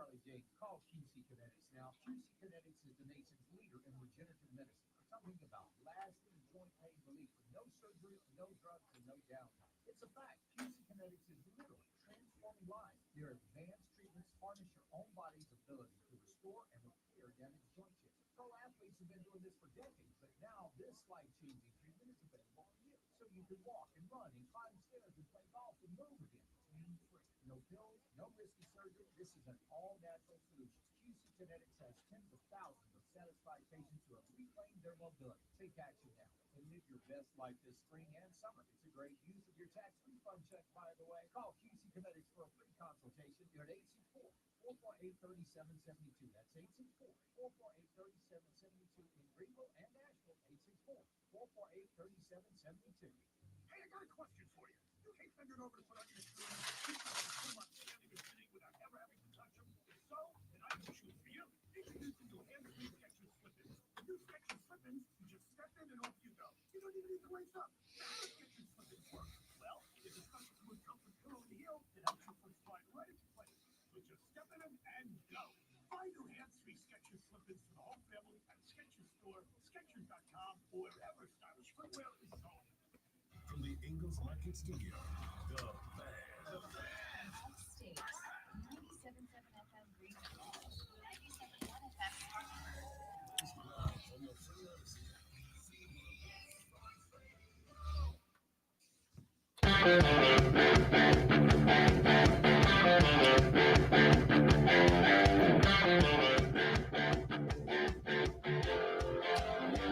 Wrapping up hour number 2 of the Rob Brown radio program. Braves Phillies set to go this afternoon at 3 p.m. Spencer Strider is going to be on the bump for the Bravos, while the Philadelphia Phillies will counter with Zach Wheeler. That is, to me, well, it's not probably, it's day 2 for everybody else. That is the best pitching matchup of the day today. A pair of guys that are going to be questing for a Cy Young. Spencer Strider is the favorite to win one if you are betting on that today. That game is going to go again, first pitch at 3:05. You know, baseball a lot different than football in the need to start strong. You know, you can start slow in baseball. And I wonder if the Braves because there are 350 games in the season. There are not 350 games in a season. Oh, there's 182 games in the season. There are 162 games in a season. Wow. So you're saying that's not that many? No, it's definitely a lot, but that's exactly why I'm saying that a fast start does not necessarily mean that you're going to hang around at the end. And the other thing I was going to add is I'm interested in this game because for the first 2 weeks of the season, in order to get to a fast start, and there are some teams that a fast start matters to more than others. The Baltimore Orioles, for instance, a fast start will mean a lot to Baltimore because with Garrett Cole down for the Yankees, they have the chance to earn a 3-4-5 game lead over that team before Garrett Cole returns, probably about a month before the All-Star break. So the last couple of years, at a certain point, the Braves have lagged a little bit, and you've went into panic mode. Can we predict exactly when that's going to be this year? Yeah, you can. If at what any month point consistently, I think it was around the same time the last 2 years. it'll be mid to late April. Okay, And it'll be all mid right. to late April if we get to mid to late April and the Phillies are within a game or two. That's where I'll hit a panic mode. Because to me, the Braves should finish this division about 20 games ahead of Philadelphia. The win total for these two teams, for the Braves, it's 101.5. I don't remember exactly what it was for Philly. I want to say it was like 87.5. And again, that really doesn't matter all that much. All that matters, all that has ever mattered, is entering the playoffs on a heater. That is something that the Phillies have done with regularity the last couple of years. They have entered the postseason on a heater. And when they enter the postseason on a heater, the Braves have struggled to do anything about it. The Braves relying on the offense this year, which they're going to. They got a wonderful pitching staff. They've got a probably top 5 bullpen in Major League Baseball this year, but they're going to need to score a bunch of runs. And it's not that they need to score a bunch of runs in order to win. They need to score a bunch of runs so that they don't have to go Spencer Strider into the 7th, 8th inning. They don't have to go Max Fried into the 7th, 8th inning. Even if those guys are having killer games, you can get them out of there in the 5th inning, in the 6th inning, because you're sitting on a 5-6 run lead. You can go ahead and get them out, and you can save the arm. Because one of the other things that you will notice in playoff baseball is it is the teams that have not just good pitching, but it's the teams that have good pitching multiple games into a series. Last year, the Phillies were able to chase Spencer Strider early in that series, and it kind of set everything back for Atlanta. You've got to have pitching that goes deep into a series. Philly got, yes, they were slugging the baseball, but Philly got more out of their staff in the early portion of the postseason than the Braves did. That's why they moved on. The Diamondbacks were getting more out of Zach Gallen and company in the playoffs than the Dodgers were. That's why they swept a team that on paper was very clearly better than they were.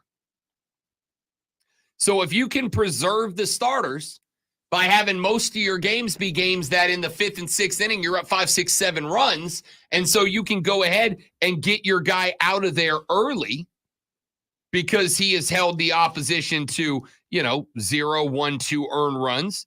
And your all-star offense has put 4, 5, 6 on the board. And you can go trust your defense to preserve that lead. You can trust your pen to preserve that lead. That's a big deal.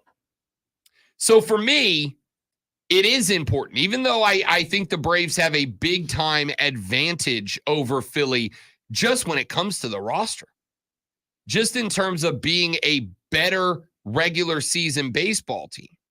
To me, it is wildly important that the Bravos get off to a good start.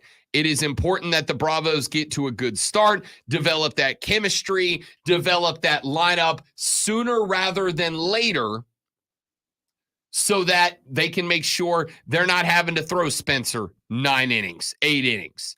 They're not having to throw Max Fried, a guy who has dealt with injury, 9 innings, 8 innings. They can throw those guys 5 or 6, pull them with the lead, and preserve those arms as long as they can. Ladies and gentlemen, that ends hour number 2. We have reached the halftime show. The Dancing Girls and Marching Band will be out soon. But before that, I want you all to sit back, relax, and enjoy the soothing Sports Flash. Dang it. You're going to get one Dang right it. before it's Friday. It's been 44 years since Clemson reached the Elite Eight, but that's where they find themselves after a 77-72 win over number 2 seed Arizona last night. Chase Hunter scored 18 and grabbed 7 boards. PJ Hall added 17 and 8 boards, and Ian Shefflin scored 14 with 7 boards. Alabama scored the upset win over North Carolina last night, 89-87. 4 of 5 Bama starters scored 18 or more, including Grant Nelson's 24, while the defense held the Tar Heels to 38% shooting and sent them to the line only 17 times. RJ Davis was held to 16 points. Tune in this afternoon from 3 to 7 p.m. for our brand new local show, Wire to Wire. Cole Bryson and Diesel get you up to date on the latest local and national sports news. Great guests, great debate, and a whole lot of fun. And it's all Wire to Wire.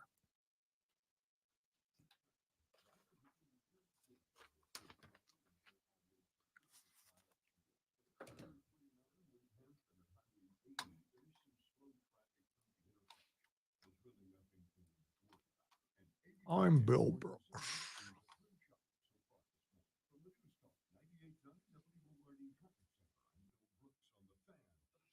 SC Comic-Con is back and bigger than ever, April 6th and 7th at the Greenville Convention Center, featuring artists and stars like William Shatner, Captain Kirk, Jim Lee from X-Men and Batman, Kate Flannery from The Office, Power Rangers, wrestlers, anime stars, and more. Tons of vendors with thousands of comics, games, and toys. Tickets are $30 Saturday, $25 Sunday, and only $40 more details, go to sccomiccon.com or find us on Facebook and Instagram. The all-new 2024 Upstate Craft Beer Passport is here for just $40 at upstatecraftbeerpassport.com. 20 breweries and 2 bonus stops with free tastings and tours. Breweries include Nigel Brewing Company and Magnetic South Brewery. Visit upstatebeerpassport.com. Celebrate Regal's Music Scene every Thursday night through August 29th at Bella Square with a free outdoor party at Piedmont Natural Gas downtown Milan. Metropolitan Arts Council. New this year, Arts After Dark every third Thursday, showcasing local upstate artists. Visit ggoevents.com for details. Let's save lives. An introduction to suicide prevention is an education program designed by and for the Black community. To learn more, go to afsp.org/chapters. AFSP is an I'm Listening partner. Learn more at imlistening.org and on the Odyssey app. When people have a craving to explore new and traditional Asian cuisines, they head to P.F. Chang's, where scratch-made dishes come from the 2,000-year-old tradition of wok cooking. P.F. Chang's wanted to explore new possibilities for their website. They turned to AmericanEagle.com. AmericanEagle.com re-architected P.F. Chang's website, integrating multiple third-party systems to create a unified digital experience. The results? Improved page speed and performance, personalized content based on user's location, intuitive online ordering, an increase in organic search visibility, and a 40% increase in new users.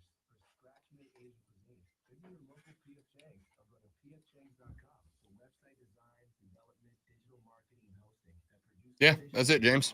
You're not wrong. Visit AmericanEagle.com. P.F. Chang's and AmericanEagle.com. Another example of the Charlotte is not the team you would have to worry about there. The team you would have to worry about would be Nash Vegas, Tennessee, who will be getting an expansion team. Call that shot now. It's the Rob Brown Show. I care about what you have to say about college football. You are still a power player. Don't hit me with the old man. President Eisenhower. I don't care. Those days are gone. When Henry Ford built the Model T, I don't care. I don't care what he thinks about the Nissan Altima. It doesn't matter. He's been out of the game so long that his feelings and viewpoints are irrelevant to it. Please stop using we got to do what's best for the athletes. as a justification for doing what you want to do. Nothing drives me crazier than when somebody says, well, we have to do this once you think of the kids. And it's like, yeah, it's really funny that you want to do it for the kids when you know it's going to make you rich as hell. Don't be hypocritical. These college athletes are better off now than they have ever been in this sport. But you want to change it because of what Bear Bryant would have thought in 1952? I don't care. Stop it. Don't hit snooze. The Rob Brown Show. Now morning 6 to 10 on the Fan. The Fan Upstate. BetQL is bringing the next round of college basketball madness to you. What's up, everybody? Nick Costco's here from You Better You Bet's Countdown to Tip-Off. Join me and your favorite handicapper's favorite handicapper, Ken Barkley, this Saturday from 8 to 10 a.m. on this radio station or twitch.tv/BetQL. Whether you're suffering from a broken bracket or a cold opening weekend, we're here to help you change your luck. Only on BetQL's Countdown to Tip-Off this Saturday on this station or anywhere on the go with the Odyssey app. When it comes to the best sports talk anywhere, so on, man. Listen to the Fan Upstate on Odyssey no matter where you are. In the car, at home, at work. Download the free Odyssey app on your phone. Search the Fan Upstate and you're in the game. How the turntables. Turntables. How the turntable. You should get me a turntable and throw some Bee Gees on it and relive 1976.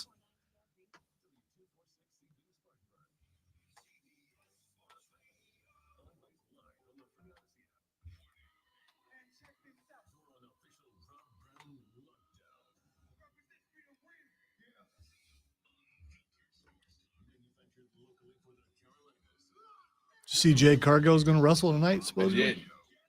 I'm going to have to find a way to fit SmackDown in live tonight, but there's a lot.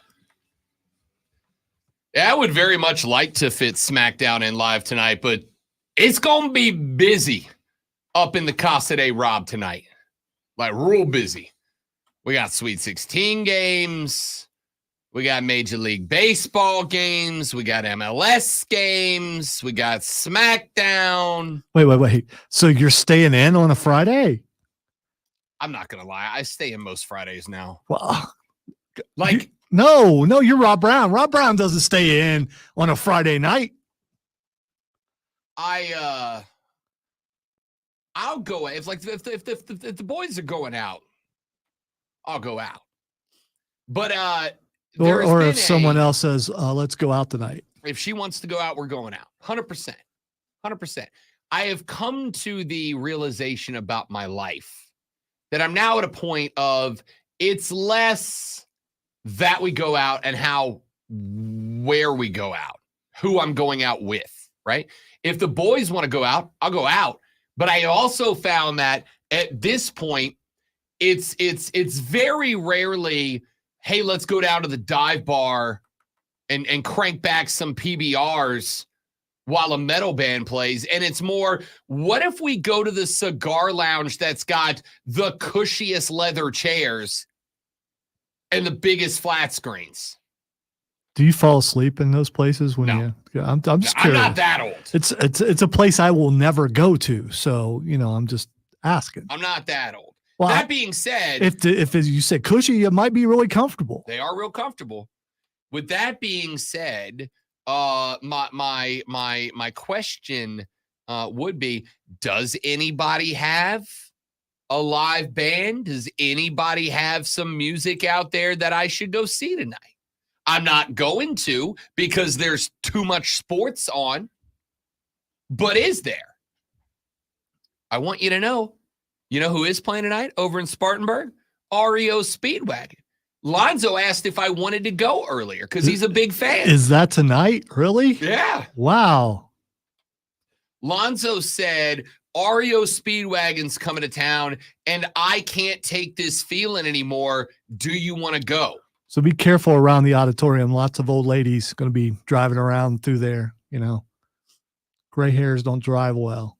Lonzo, Or so I hear. Lonzo texted the fiance earlier. He's like, can Rob Brown go? And she was like, don't let him go. It's a deep cut REO Speedwagon song. Yeah, you're looking it up because there's no way 100%. you know I that. did not know that one. Because I have no idea what that is. I could have gone with like, can't fight this feeling, keep on loving you, take it on the run, time for me to fly. Riding the storm out, which is kind of okay. Yeah. I mean, where they actually sounded like a rock band. The only song that they ever sounded like a rock band. And I can't fight this feeling. And you've never heard Riding the Storm Out, I guess. I have. Okay. I couldn't sing it for you right now, but I've heard it. Anyway, point is, I'm skipping REO Speedwagon because of how good the sports night is. Here's how good the sports night is. The sports night is so good. The lady was like, so I'll see you in the Brocade tonight. And I was like, yup. Always listen. You want to know why it's called the Bro Cave and not the Man Cave? It's called the Bro Cave because anybody can be a bro. Girl. Anybody can be a bro. You're a bro. He's a bro. She's a bro. They're a bro. Anybody can be a bro. You want to be a bro? You just got to be a bro. Bro. Anybody can be a bro. So it is the Bro Cave, as it is available for any bro who wants to bro, including my favorite bro of all, the lady friend. So she has already called the shot that she knows when she gets home from work today, I'll be in there. Now, in fairness, the sports day for me starts at 3 p.m. It actually starts at 1 o'clock because Mets Brew Crew is just after 1. Braves Phillies at 3. But then we gotta hold up because the rest of the games don't start until 7. But when 7 p.m. gets here, Robbie B is gonna be a very happy boy. Because we've got like 9 baseball games at 7 p.m. We've got almost SmackDown at 7 p.m. We've got NBA games at 7 p.m. We've got Sweet 16 games at 7 p.m. 7 p.m. is going to be like Christmas for your boy. Or Rob hits the cafeteria earlier and at 7 o'clock, he's asleep. Not a chance. Not a chance. Now, there is I don't know, I'd say about a 99.999999992% chance that there will be a longer than short siesta between here and 3 p.m. when the Bravos go first pitch. There's about a 99.99 chance your boy's going to be grabbing some shut-eye before Braves Phillies this afternoon. But once that siesta comes to its conclusion, I'm going to go ahead and call the shot now. Rob Brown will be in bed about 2 a.m. About 2 a.m., I'll call it a night. Yeah, but you get to sleep in tomorrow. So there's that. I do get to sleep in up until about 11 a.m. when it's time to get up and get ready for Bet for the Cycle, the nation's #1 sports gambling show, if you ask my mom, which airs from noon to 4 on the BetQL network and on fine Odyssey stations around the country, and of course for free on the Odyssey app by searching and subscribing to not only the Fan Upstate, which you should click the little heart icon, so when you open the Odyssey app, you go right to the Fan Upstate, but also the BetQL network. All right. I find it really, really hard to believe that you sleep till 11 Why? because I mean, your clock, your body clock isn't trying to get you up earlier. Nope. And if I stay up as I'm going to, let me tell you, here's what's going to happen.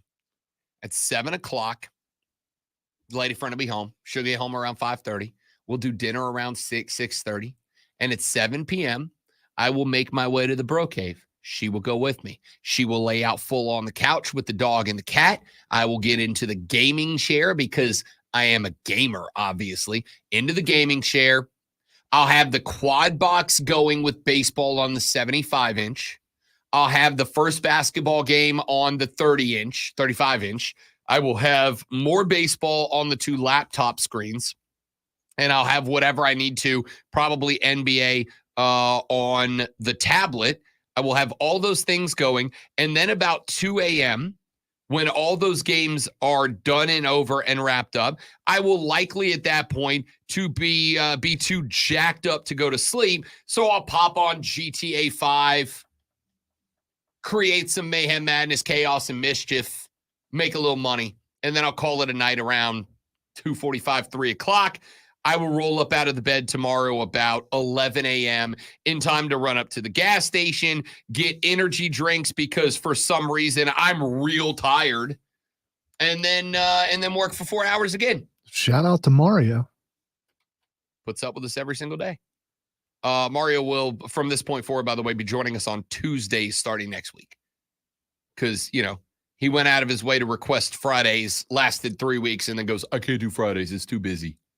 So, well, he's a young man with beautiful hair, and Friday nights should be reserved for other things. Yeah, you do realize the interview's in the morning. Yeah, but you got to rest. And I mean, Lazy ass. All right. Shane said, do you have enough screens? LOL. No, because I'll tell you right now, I already know what the next project is. The next project is I'm going to get the 75-inch mounted to the wall, and then I'm going to mount 2 40 inches above it. I'm going to move the 75 down a little bit. How big is your wall that you're able to do that? That's a whole ass bedroom wall, man. Yeah, I know, but that's... I got a low entertainment stand. I got okay. a low profile entertainment stand. All right. If your couch is low and your chair is low, I guess that everything works. in the Bro Cave is a low rider. So the next project is, Texter said, 75, 35, 2 laptops. Tell me you have ADHD without telling me you have ADHD. I'll just tell you I have ADHD. It's diagnosed. 100% I do. He also has that crazy eye thing, so he's able to look at like multiple a chameleon, multiple things at once. She got frustrated with me last night because I had basketball on the big TV, I had baseball on the little TV, I had baseball on one laptop, I had NBA on the other laptop, and I had NBA on my phone. Right? I had a 4-box going on the big one. I had 2 games going on a laptop. I had 2 games going on a laptop, and then I had the Pelicans on my phone, right? And I put the Pelicans on the smallest screen because whenever I got called to go do something, I could take it with me and I could watch as I'm walking around the house doing stuff, So she walks into the Bro Cave after we had dinner last night, and I have the sound on every game. Every game. Okay, I was going to ask you about the sound. Now that's a problem. Sounds on in every game because we know from. I have trouble if I have a third source. That'll be great. Don't.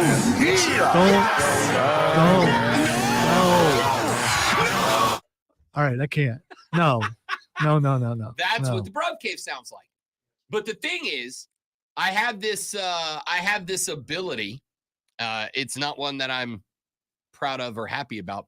I have this ability, great one, where whatever screen I look at, I can block out everything else and just hear that audio. Yeah, I'm well aware of Yeah. that because I am not even background noise half the time in the office. But yeah, I can handle 2 sources at once. Once you get 3, it starts to become a focus problem for me. And so I can't do that. No, I had on college basketball, baseball, NBA last night. I had the sound on all of them. And I can, like, whatever game something's happening, right? Because I keep the sound on because every now and then you'll hear the announcer go, slap shot into right, run around in second. It's like, oh, where is that game? There's that game. I tune in, bang. All I hear is that game. I'm tuned into that game. She walked in last night, lasted about 7 seconds. It was like, nope, I'm out. Can't do this. Absolutely cannot do this. Can you guys multitask audio like that? I can have 7 screens going. I can dial in on one of them, but apparently I'm the only one that can do that.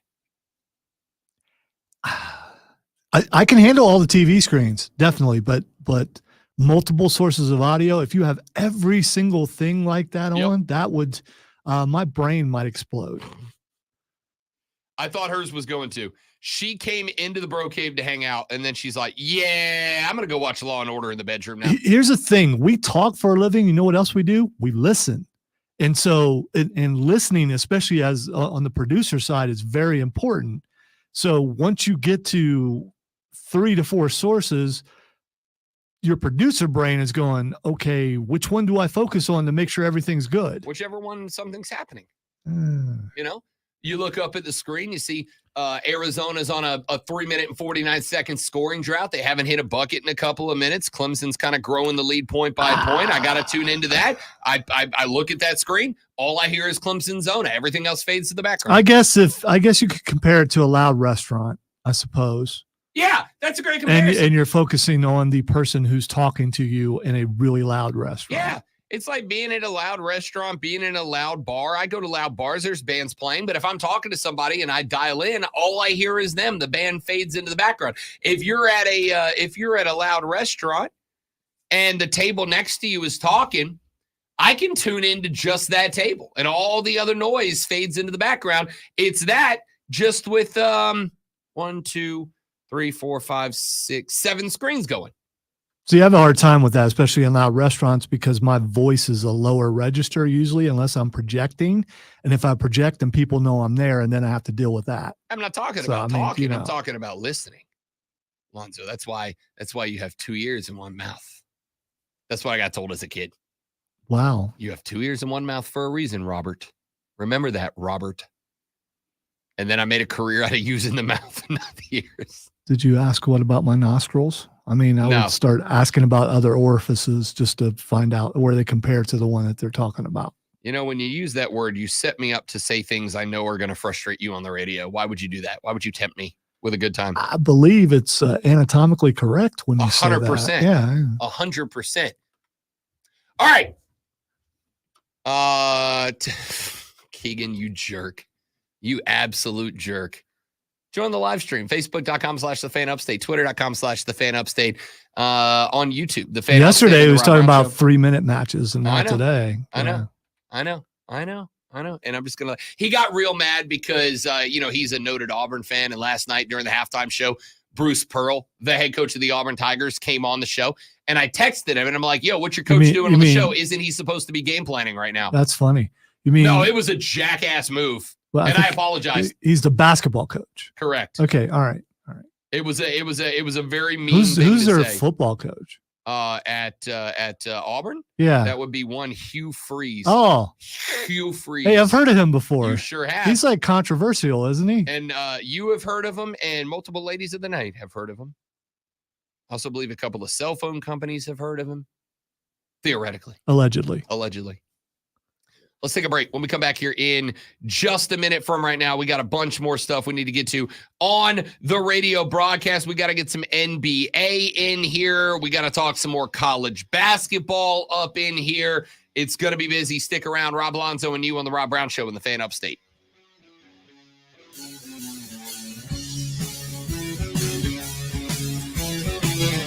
Not today, because it's Friday. That doesn't usually happen on Friday.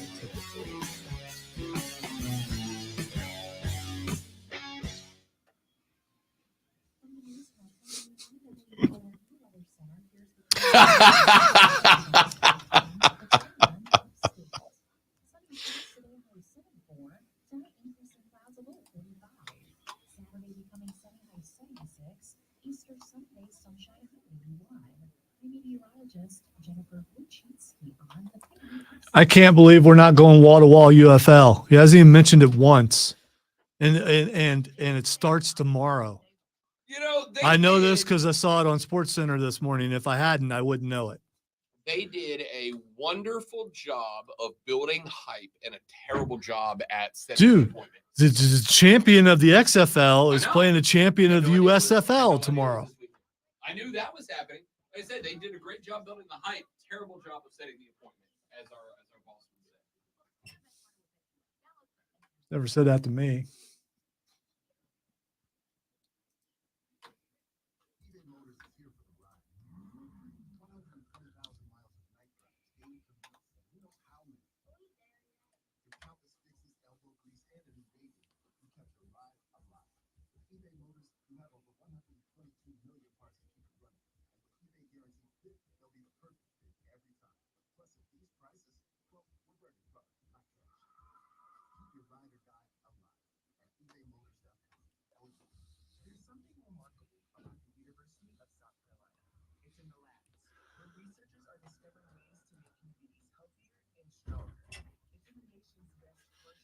Chris is not in today, so TV will not get fixed unless we can grab Andrew at some point. Okay. It's still not connected. Oh. Yeah, I mean, we're over halfway Yeah, it doesn't done. matter. They can just deal with other emails that I'm sure they'll be getting this afternoon. In the scheme of things, it's not that big of a deal because you mostly block it with your camera angle. Yeah, I do this lean thing sometimes, though. And now we just see the glow of your ring light.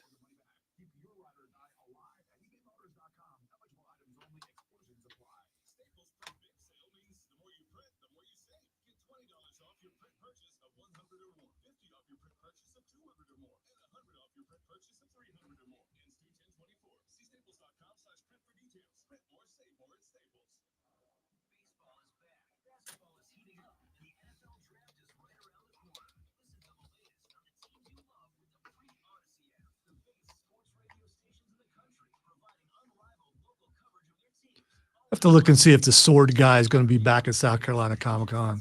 The sword guy? I need another sword. Oh. Yeah. Another sword. Last year the etching individual wasn't there. Yeah, I know. I went Yeah. to buy something from her. Yeah.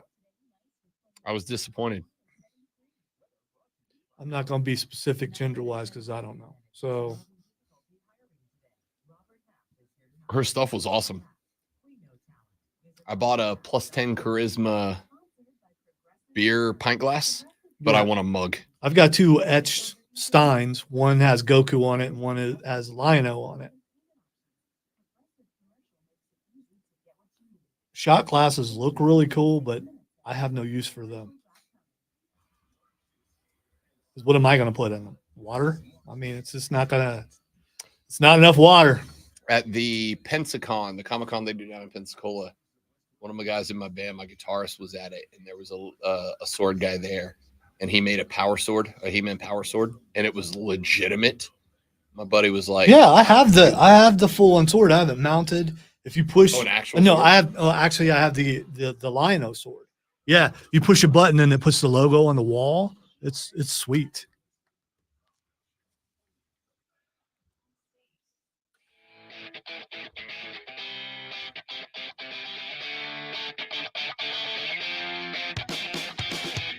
The Rob Brown Show rolls on. It is the Fan Upstate. Let's get back to this Clemson win over Arizona last night. The Tigers moving on from the round of 16 into the Elite Eight with that victory yesterday evening. And what a victory it turned out to be. 77-72 was your final in a game that absolutely was as close, if not closer, than the final score would lead you to believe. Hey, are you okay with bandwagon basketball fans when it comes to Clemson? Football, there's no excuse. But when it comes to basketball, What do you mean bandwagon? You mean I- Clemson fans who don't care unless they do and something? then suddenly they're doing well in the tournament and they're back in? Because I don't have a problem with that with the history that they've had, that they want to jump back in and be all into it. I'm not going to say the other thing. Can we just go ahead and acknowledge that that's not a Clemson thing? Can we just acknowledge that's an American thing? That we support winners and not losers? Just Right. historically? But I'm being specific to Clemson because of how well they're doing in the tournament. I can't be And mad I'm at talking to one- Clemson fans. I can't be mad at one school or one fan base for doing it when that is just it's just an overwhelming American thing, right? See, Like, I disagree. There are some teams that all they do is win, so you don't have to then they don't bandwagon. apply here. Yeah, right. I'm Right. talking to the You- places you're right. it applies. No, you're right. We're talking about Clemson. Never mind. Wow. I'm not going to play the Tiger sound today. And I didn't. Hey, you set that up. Am I supposed to let that go? I didn't And am set I- up anything. I was about to talk about the game. Yeah, I was just asking a legitimate question. At least I believe a legitimate question about bandwagon basketball fans. I was being specific to basketball. Football, you don't do that. And basketball, I think it's okay when you've had a mediocre run for the last 40 years, and then suddenly you're doing something and you want to jump back in there. I think it's okay. That's all. That's all I was saying. You want to get your flags out? You want to fly them today? It's a beautiful day. Look at that day out there. I mean, go right ahead. You should celebrate. That was an excellent win last night, Phenomenal win. and they have a chance to move even further.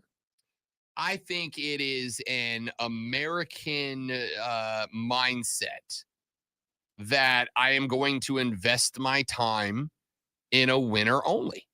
And I listen, So you're saying that the Chinese or the Luxembourgians or the Belarusians, they don't like winning? I think everybody likes winning. I am saying that in other spots, yes, I think there is traditionally more there is traditionally more pride in team results be damned than there is here. And I don't think I'm wrong for saying it, as I have pointed out in the past, when the Saints won the 1 out of 2 Lombardis they should have won. But when they got the one they did win, as a lifelong Saints fan, swaddled in a fleur-de-lis when I was born. And then I was attending the University of West Florida at the time. And I showed up to campus the Monday after Super Bowl Sunday because my boss, my professor was a jerk and did not give us the day off. When I showed up to campus, and would you know it, Lonzo, all of the sudden, there was black and gold everywhere. Whereas I had been the only one rocking a fleur-de-lis for years, all of a sudden, everybody's a Reggie Bush guy now.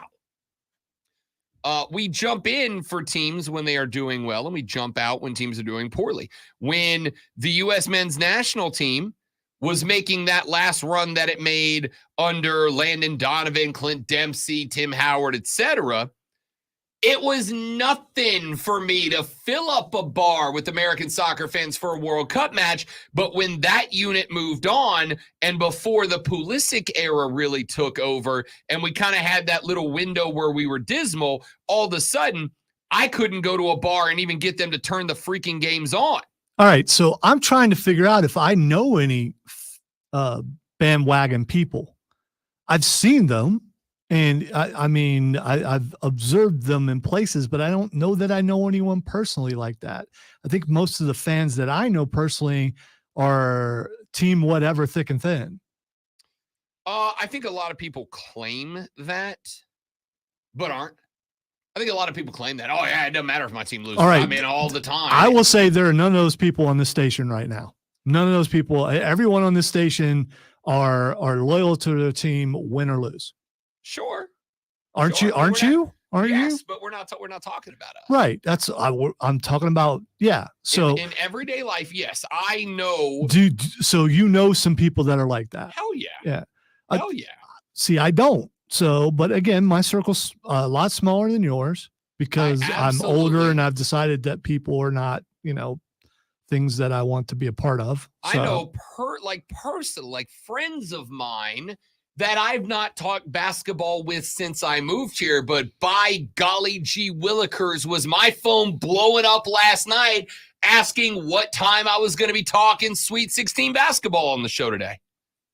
100%. So you're saying that there are people out there listening right now that are bandwagon Clemson basketball fans. I don't think they're bandwagon. I think we're using the term bandwagon differently.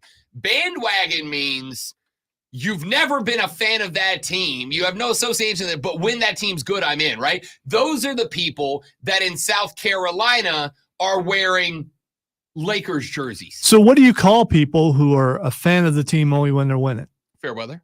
Fair weather. Okay. So Fair I'm wording it wrong. I apologize.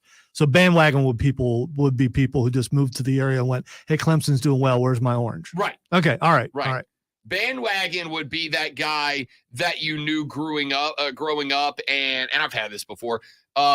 Bandwagon was that guy that growing up, he was a big Dallas Cowboys fan. And then wouldn't you know it, around 2006, all of a sudden, big Patriots guy. Did his politics change there too? Because if it did, I think that changes how you look at football teams. Some people grow up in like a conservative household and then they get out on their own and decide, I'm not going to be like my parents, and they go the exact opposite direction. And in doing that, they change their outlook on everything, including their fandom. I don't know. I don't know that I have enough experience to speak to that. I do know that it's probably not in. I'm sure there are some cases where that is the case. I know that there was a stint of a couple of years, and I hope he's not watching right now. There was a stint of a couple of years where my very strictly Saints household, my little brother apparently hit his head on a cabinet or something and was a Dallas Cowboys fan for a while. You didn't push him, and that caused him to not hit my us. fault. Okay. At the same time, it's kind of what we were leading to a minute ago, which was at the time that this happened, it was the end of the Emmitt Smith, Michael Irvin, Troy Aikman era. It was the end of the Three Musketeers era there in Dallas.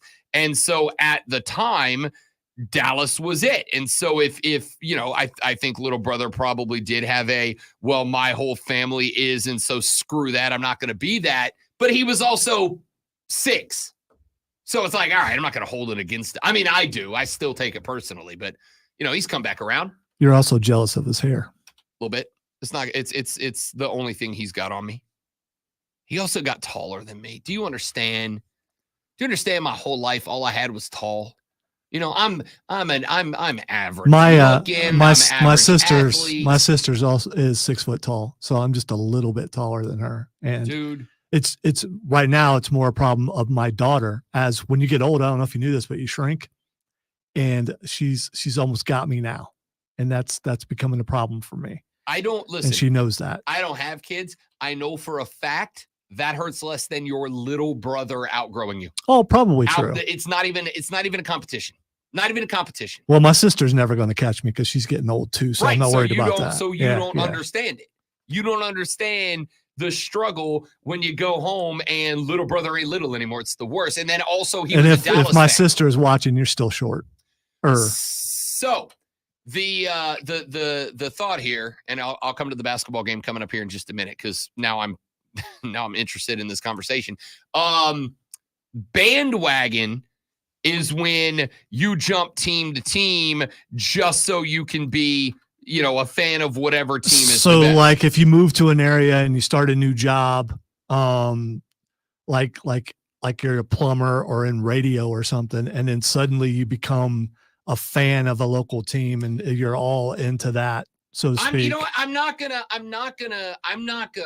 and this is gonna have us button heads. I'm actually not gonna. You don't want to do that. Have you seen the size of this thing? You don't want none of this. I'm not gonna say that is bad. I don't have an issue with that. because there is an innate desire in human beings to fit in. There's an innate desire to feel. That's where the mob mentality comes in, because you would rather fit in than stand out. Most people, most of the time. Not all people, not all the time. Not some people all the time, not all people some of the time. I think some people some of the time have an innate desire to fit in. So if you move to an Just area, go to a wrestling event, you'll fit right in because the chanting, everyone chanting the same. Yeah. if you move to an area where your team is not super represented, I don't think there is anything inherently wrong with becoming a secondary fan of whatever, right? Like you moved here, now you're a Panthers guy. It's that. And also South Carolina. That. So yeah. It's that, yeah. right? I moved here. Now I will tell you, I did not adopt any of the local teams from like a rah-rah shish boom ba let's go team So standpoint. they didn't come at you like they do most people and say you've got to pick one or the other, especially No. college. And for the record, And they get offended if you don't pick one or the other. if anybody told me that, I would tell them no. I have no interest in that. I am absolutely equal in terms of wanting South Carolina, Clemson, Wofford, Furman, the Hornets, the Braves, the Panthers, the Hurricanes, all of that. I want them all to go undefeated as much as possible because I get paid for it. And So- by the way, whether the local people like it or not, there's still a lot of people moving here and will continue to move here. And they need to understand how things work. So trying to help First them to off- not feel first so off, guilty. I'm 100% gonna push back from that. The whole that's how this works. No, it doesn't. Screw you. No, you don't. No, that's not how things working works. By the way, Rob, you're taking it wrong. I said that's how the locals say it works. That's not how it works. Yeah, I mean, you root for whoever you want to. Yeah. And if you want to pick a team just so you can go hang out with people, that's fine too. As long as they're not now The your only- main team, I guess. I The don't know. only type Actually, I of don't care fan- about that either. Do whatever you want. The only type of fan that I dislike is a bandwagon fan. Bandwagon fan. That's the only type of fan I dislike. If you're the type of fan who moves to a new community and you kind of adopt their team as like a secondary fandom so that you can be invited to the tailgate, I get that. If you adopt a team because your favorite college player goes to play in Jacksonville and you're going to support them, even though that's the butthole of America, I respect that. I respect, If you moved to Dallas, would you become a Dallas fan? no, God, no. God, no. But Even see, that's- if the only but people you could that's- hang out with are Cowboys guys? No, and- because and- that is to me, that's a rivalry. Here's what I've said before in the past, and I hope this doesn't come back to haunt me in the distant future. I have said for years. Remember how I've had my point about the Live Tour? If they call me tomorrow, I hate the Live Tour. I hate the people who fund the Live Tour. The Live Tour has had me turn my back on Greg Norman, who was my favorite golfer as a kid. The great white shark, man. Turn my back on Greg Norman. Betrayal of the level of Brutus. If they call me tomorrow, I'd go work for them. If they call me tomorrow, I'd feel gross. If tomorrow I got a phone call from the Atlanta Falcons that said, hey, Rob Brown, our play-by-play guy just unexpectedly retired on us. You should be proud of me. I didn't kill him in this story. Our play-by-play guy just unexpectedly retired. Like it wasn't a struggle. Way to go, professional. It was a struggle. Our play-by-play guy just retired. We need a new guy. We heard that you are the play-by-play guy of the Burns Rebels and the Greenville Liberty, and we have heard your tape and you're really good. We'd like to hire you to come be the guy for the Atlanta Falcons. Lonzo, I would 100% do it. At 100%, I can't stand a dirty bird, but I'd do it. However, and this is where the dumb side of sports comes in. I would do it.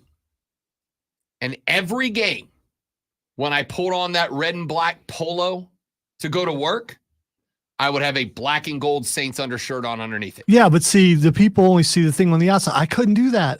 You spend so much time, especially on the air, saying this is who I am as far as your fandom goes. And then to go, I couldn't work on a Clemson station. I've worked on stations that carry Clemson, but that doesn't make them a Clemson station. I couldn't do that. I couldn't. Have I worn the gear? Yeah, because I lost bets, but that's the only reason why. I just feel like that's So you could do it. no, I feel like it's a betrayal of character if you suddenly work for the institution that you have destroyed over and over again, year after year after year. Are they paying me? See, that's not. I think there are some things that Listen, go if beyond pay, They- and they- I all think right, that's all one right, of them. Let's be clear.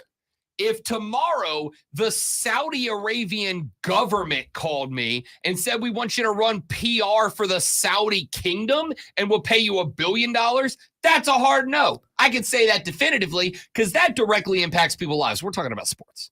We're talking about sports. If the Falcons call me tomorrow and said, Rob Brown, $500,000 a year to come be our play-by-play guy and talk about how great we are, yes, I will openly lie to you all for $500,000 a year about football. I'm not going to do it about, things that actually hurt people, but about football, yeah, for sure. For sure. And that's not I would say at that point, I'm not a bandwagon fan. I would say at that point, I'm a financial fan. And I'll be real clear. I'm a financial fan now. All right. I obviously have a rooting interest in South Carolina now, mainly because I want a happy fiance on college football Saturdays, for sure. But I absolutely soon to be will. happy wife and I'm going to make an assumption, family. Yeah. Yeah. I would say I'm a South Carolina fan, not directly. If I'm not, it's not college football Saturday, I'm not with her. I'm rooting for South Carolina just like I root for Clemson, just like I root for Carolina on Sundays. Listen, I'm on a Panther station. I'm a Saints fan. I'm open about the fact I'm a Saints fan. I still want the Panthers to do well, even when I'm rooting for the Saints, because if the Panthers do well, Rob Brown's going on remotes. He's going up to Charlotte to cover games. Hopefully, if they make the playoffs, he's going to cover playoff games live and in person. I am doing all of those things and making money off of it. I am already a financial fan. There's a difference, I think, between a financial fan and a bandwagon fan. Bandwagon fans are the only fans that I am anti. I am anti-bandwagon fan. If I have never seen you wear a, 49ers jersey, Bills jersey, and then all of a sudden one of those teams wins the Super Bowl next year, and the next day I see you rocking the Brock Purdy jersey, yeah, I don't like that. That's gross. I'm not a fan of that.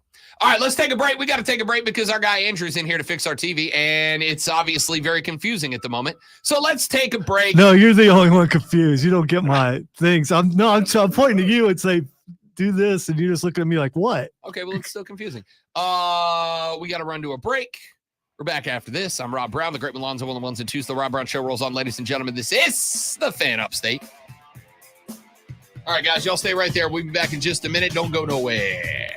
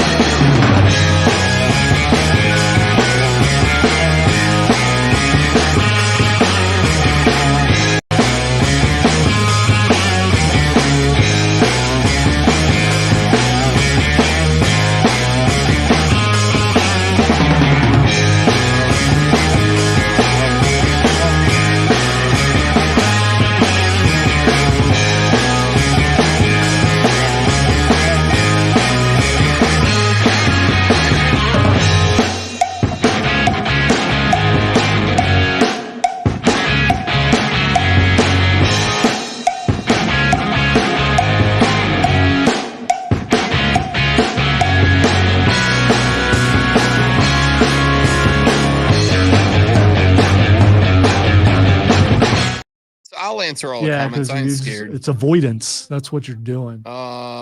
Family in Philly and Houston means I wear several hats. Yeah, listen, I've got my favorite cousin lives in San Diego, and for years I was a Chargers guy to some extent in the AFC because he was a diehard Saints fan, but he adopted the Chargers since he was 5 minutes from the stadium. It's disrespectful to the Chiefs. Also a spot in me that kind of likes the Padres for the same reason.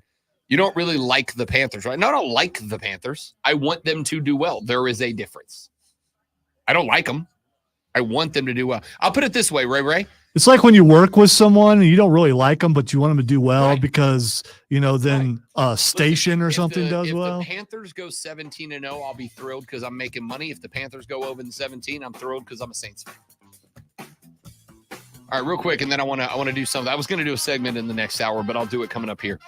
Ray on the stream, Facebook.com/TheFanUpstate, Twitter.com/TheFanUpstate, on X, on Twitch, on YouTube. Search the Rob Brown Show.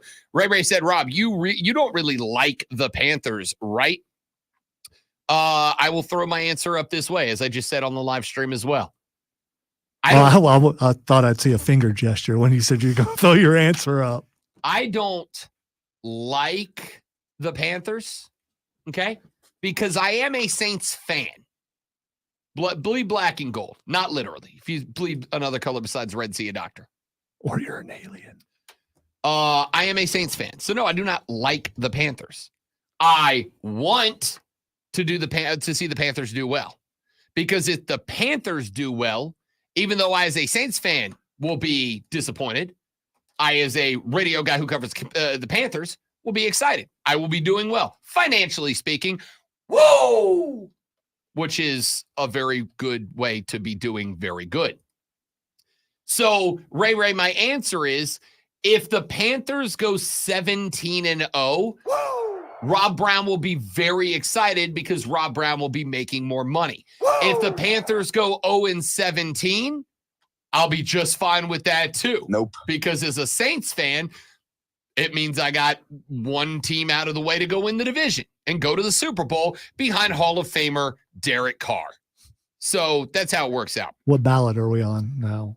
Just curious. James said, you tell Arthur Blank you're blocking his number like Steve Gleason blocked that punt. I was at that game. Great highlight of my sports fandom was being at that Monday Night Football game. If Arthur Blank wants to hire me for $500,000 a year to be on the Falcons radio broadcast team, I'm taking that job. And I will do there what I've done here, but better. I will do my best to cover up that I am a Saints fan until it inevitably leaks. And then I'll make a bunch of excuses about it on the radio. That's just how it's going to go. All right. It is what it is. So, real quick, let me do this segment. I was going to do this in the next hour, but hey, why not? It fits in with what we're talking about. Yesterday, in the afternoon hours, Rob Brown sat down to watch some baseball.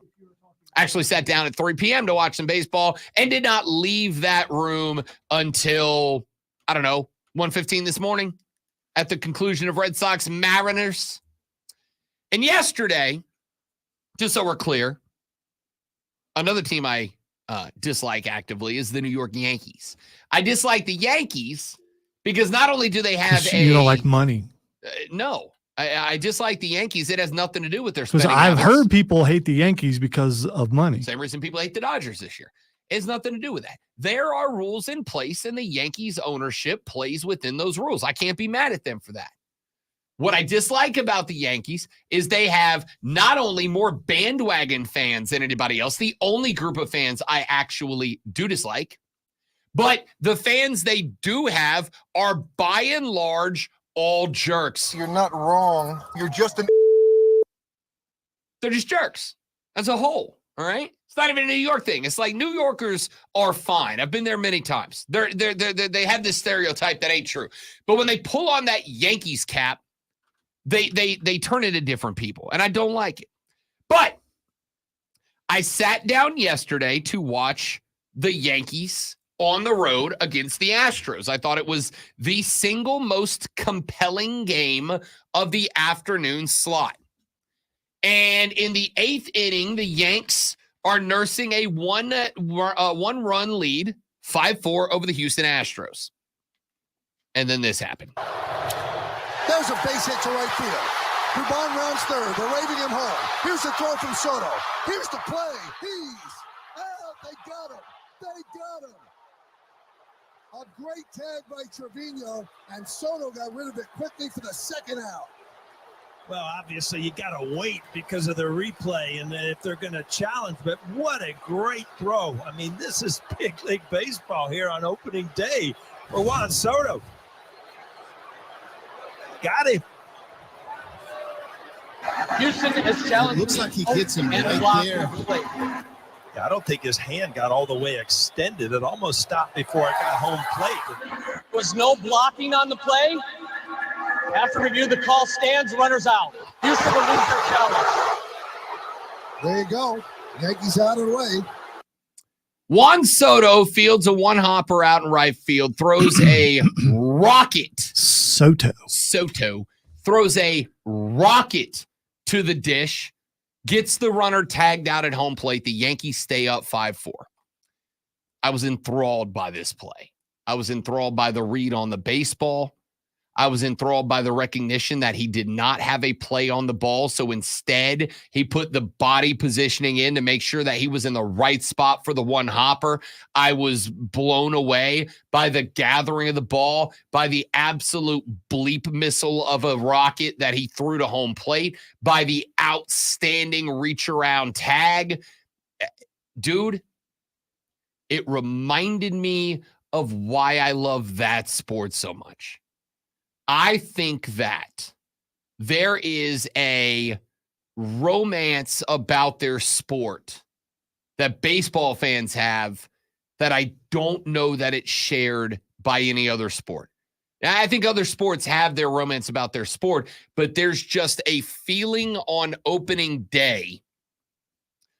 There's just a feeling amongst baseball fans on opening day that I don't think is shared on any other day. And I don't know why that is. And maybe it's just because I have that feeling. But I just assume it is broader than it is. But yesterday, when I got on social media during the first round of games, and I was following all my baseball people, it was just nostalgia and love and positivity and good feelings. Most everybody's team is going to be bad, or at the very least, most everybody's teams understand that there are 5 teams in baseball that are the front runners: the Braves, the Dodgers, the Yankees, the Orioles, the Astros, maybe the Rangers. Maybe 6, maybe 7 teams in baseball that feel like legitimate threats. Now, baseball's postseason hits a little different, right? You get hot in September, and even a team like the Arizona Diamondbacks that is not considered to be a favorite going in have a chance to do something special. But there's 6 or 7 teams. Yesterday, everybody had this elated feeling until the first round of games started to end and people's teams started 0-1. Everybody had that feeling. There's just this romance about baseball, and it's plays like that remind you of it. It's plays like Juan Soto recognizing that he wasn't going to make a play on the ball, reading the physics, reading the angle, reading the bounce off the turf, gathering, collecting, getting the right form down, throwing the rock from right field to home plate, putting it right on the angle where the catcher just had to kind of spin around and go get the bat or get the runner. As soon as that ball got cracked, I heard it, I turned it, I ignored everything else going on TV in the Bro Cave. I dialed in on that, and I watched Juan Soto throw that pitch or throw that throw from the outfield. And when he launched that thing from right field, it was just this. I hate the Yankees. I hate them. I can't stand them. But even in that moment, him doing it for a team that I can't stand their stupid pinstripes, I can't stand their boring ass gray uniforms. I can't stand the fact that players are only allowed to have a mustache because that's the Yankee way. Shut up. It's dumb. All right. It's 2024. Nobody cares. It's also their business and they can decide how they run it, Absolutely. as far as that goes. If we end up with the dress code here, it'll take a while to enforce it, but everyone probably would Absolutely. comply eventually. And because of the exact same reasons, I have the right to hate them for it. Just like if they came in tomorrow and the boss said, hey, boys, starting tomorrow, khakis at work every day. Exactly. See, I was going the other direction. If the boss comes in and says everyone is required to have their hair over their shoulders. Yeah, but we know that's not how codes work. That's never been a thing anywhere. No one has ever said long hair mandatory. Except maybe like a Victoria's Secret. Listen, I was born in the late 60s, so I don't know. Back then, it may have been a thing. No, it's never been a thing.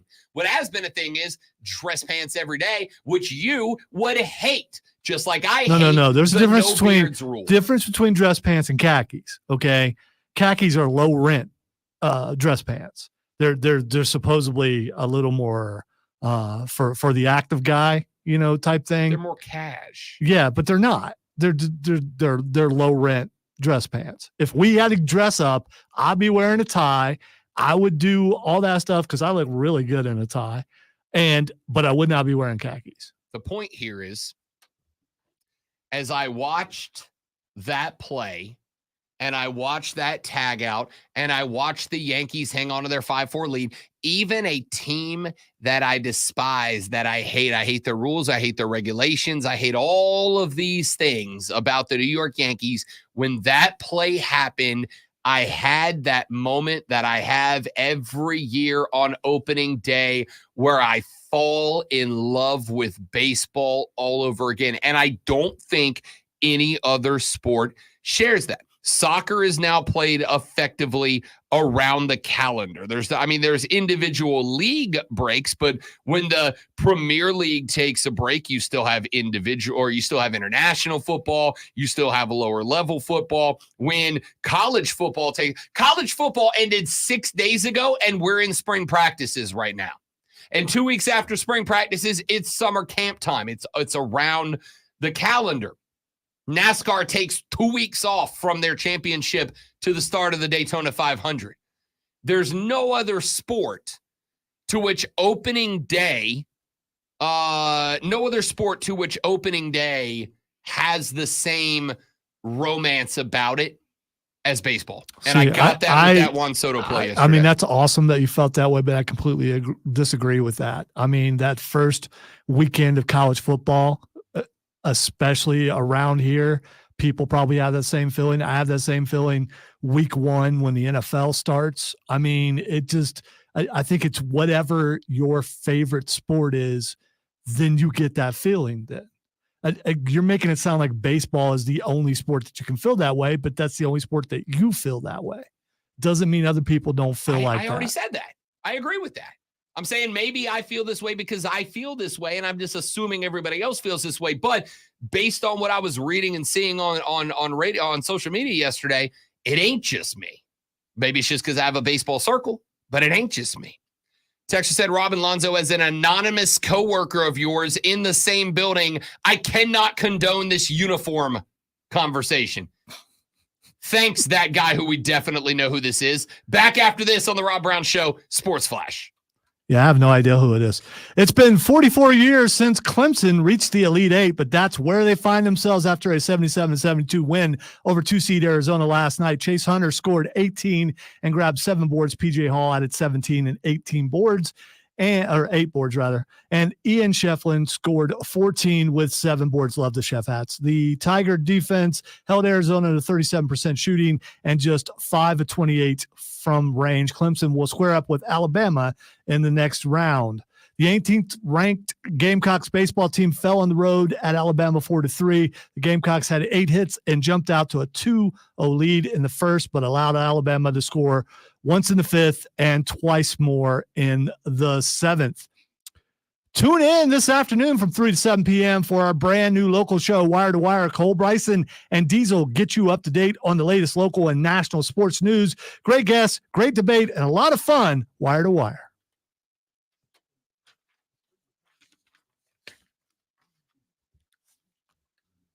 One vehicle, only one.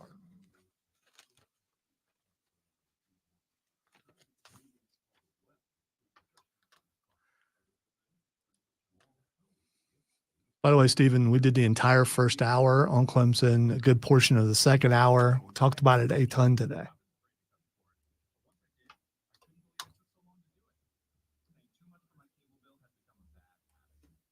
We try not to repeat too much. Some shows will do a reset every hour, and we don't really do that.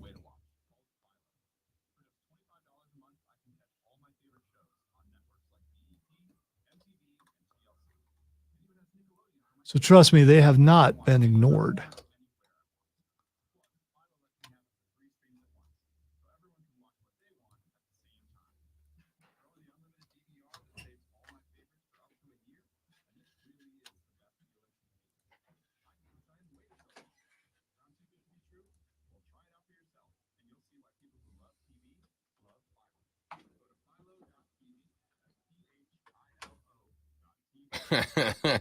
Rob, you and baseball need to get a room. We have a local team in the Elite Eight. Sorry, I haven't talked about it enough.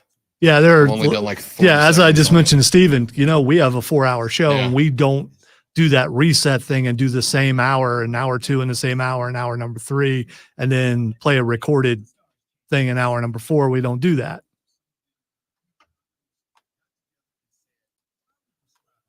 But if you really want your Clemson fix, go back to hour 1 and hour 2 on the Odyssey app, or you can go back and start the stream over and watch it there. There's so many different ways. I mean, you may just want to do it just to hear how positive I was about Clemson for a couple hours. I banned the kitten for the day. I mean, that's a big deal for me.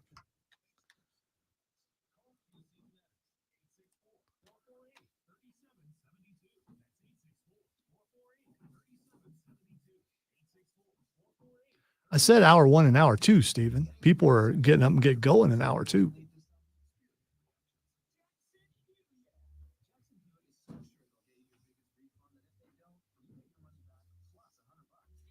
Just for the day, Shane. Just for the day. I mean, that was an amazing feat what they did yesterday. I don't think they're winning this weekend, so I don't have to worry about banning it Monday. And that may not feel as nice Monday.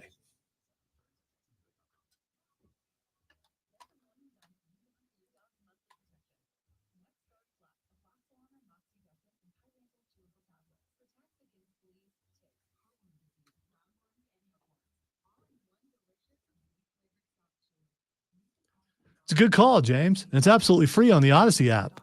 Thank you for pointing that out.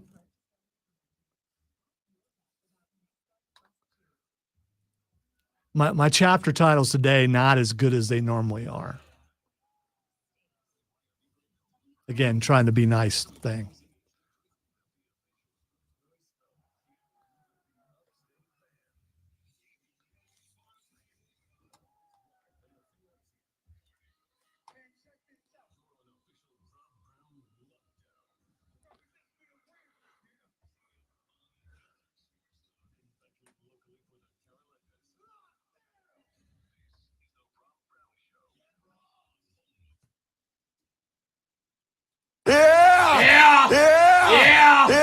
The final hour of the Rob Brown radio program goes now. This is the Fan Upstate. Welcome back, ladies and gentlemen. Rob Brown and the Great One Lonzo with you here on the Fan Upstate. I am Rob Brown. He is Lonzo. Texter says, Rob, you and baseball need to get a room. We have a local team in the Elite Eight. Well, my wonderful, wonderful friends, family, comrades, colleagues in arms. Why are you not across talking about America, my team? what I would like you to do, dear texter, and of course, everyone else out there with ears that is listening to this, what I would like you to do is I'd like you to go to the website, thefanupstate.com. And when you get to that website, I would like you to go to the top middle of the page. And when you get there, you will see a little button that says podcast.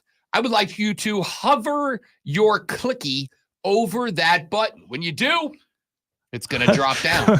Hover your clicky. Hover your clicky Hey, hover your clicky. over that. That doesn't sound right. I don't know. I don't know if it quite sounds dirty, but it just doesn't sound right. And when you hover your clicky over that podcast button, what you will see is a drop down. And it'll give you right now two, soon to be three options. One of them will be the Rob Brown Show. I would like you to click on that button. When you do, it's going to bring you to the Odyssey page that has the podcast of the show. And Lonzo is kind enough every single day at the end of every single hour to add to that podcast page the recording of the very last hour that we just finished. Within 5 minutes of the end of an hour, that hour is podcasted at thefanupstate.com. And in fact, if you will go do that right this very second, texter, at thefanupstate.com podcast, drop it down, click the Rob Brown Show. It'll bring you to the page. What you will notice is that the first hour of the show is entitled The Rob Brown Show Clemson Basketball, 329-24, hour number one. And that is because in hour number one, we did talk basketball. And then it was also water cooler cheat sheet item number one of hour number two. So you don't have to defend all that. I mean, not only, dear texter, have we talked about our local team that is inside of the Elite Eight, but we have done it for, with all the conversation included, an hour of the 33% of the program has been dedicated to Clemson basketball. And I fully intended to bring it back up here. Now, I am questioning that decision at this point, not because I don't have plenty more to say about this basketball team. In Rob's defense, he was going to talk about it in the last hour, and I'm not saying I hijacked. I just had a question that took over the rest of the hour. So if you're a Clemson fan and you're upset that we didn't talk Clemson basketball last hour, feel free to blame me, and I'm okay with that. Yes, blame Lonzo. Blame Canada and Lonzo. As most people know in this building, it's my fault. So, because I am a kind and generous sports talk radio show host, I will talk about our, quote, local team in the Elite Eight, end quote. Texter? By the way, we may have a special guest showing up before the end of the show. No. Damn. I mean, close, though. Damn. The person who brought that person in is on another station right now. I like that. And I told him to come over. Because if there's one dude I want to talk ball with, there you go. It's that guy. Yeah, he was pretty excited about baseball, too. So if his interview over there ends in time, he's going to come over here. Come talk some ball with me, other Rob. Let's see how that goes. So Clemson basketball gets the dub last night. They put away the Arizona Wildcats in order to move on and reach the Elite Eight. The first time in, and this is true, I looked it up, 44 years since the Clemson basketball program found themselves in the Elite Eight. So impressive that even Lonzo gives them a round of applause for their 77-72 win. Wasn't a full round, but I gave him some applause. A semicircle of applause. It was more than a golf clap. It was more than a golf clap.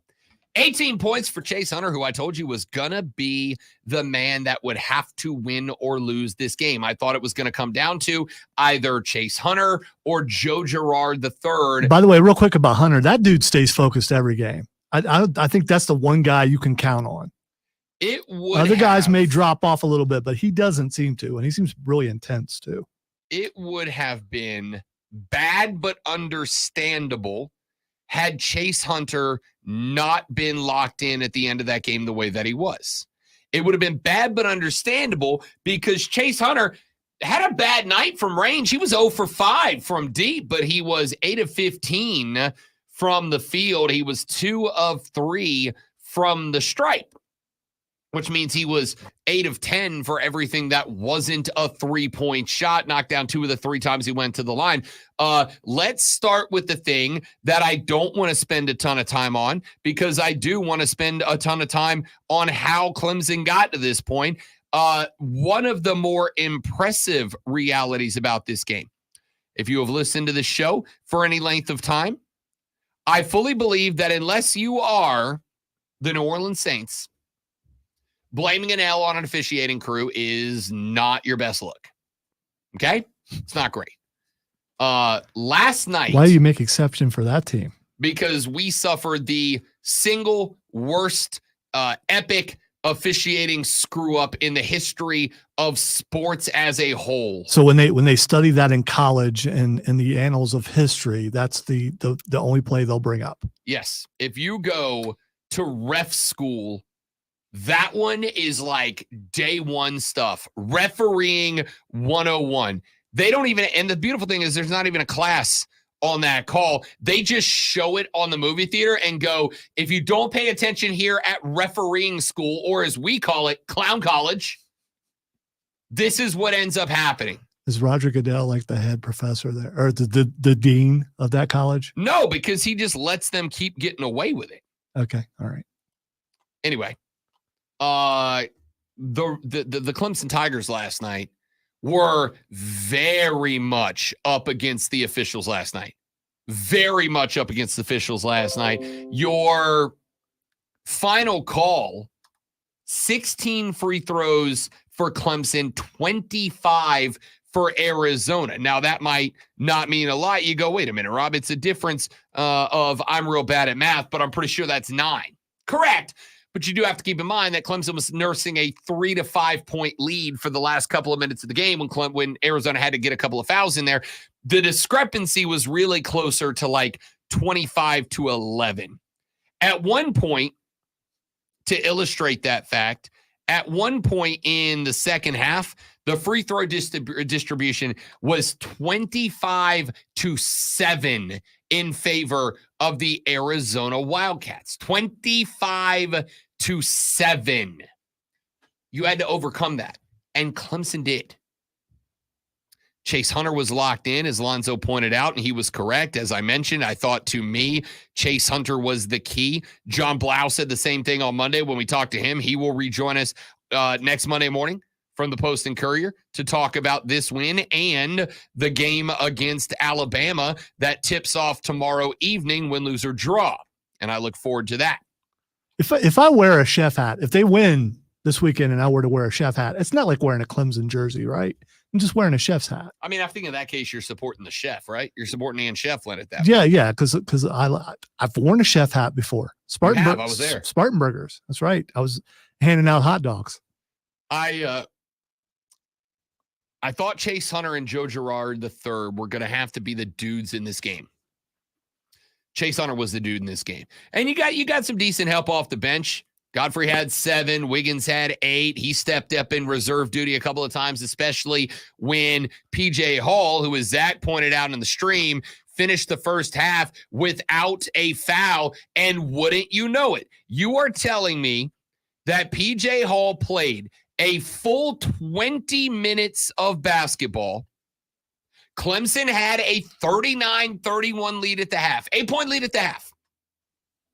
You are telling me that PJ Hall played 20 minutes of basketball and then got 3 fouls in the first 4.5 minutes of the second half? You're telling me he suddenly changed his entire game at halftime. In the first half, good smart ball, not a lot of fouls, defending, hands vertical, wasn't jumping against guards, was just maintaining position. He was doing all that.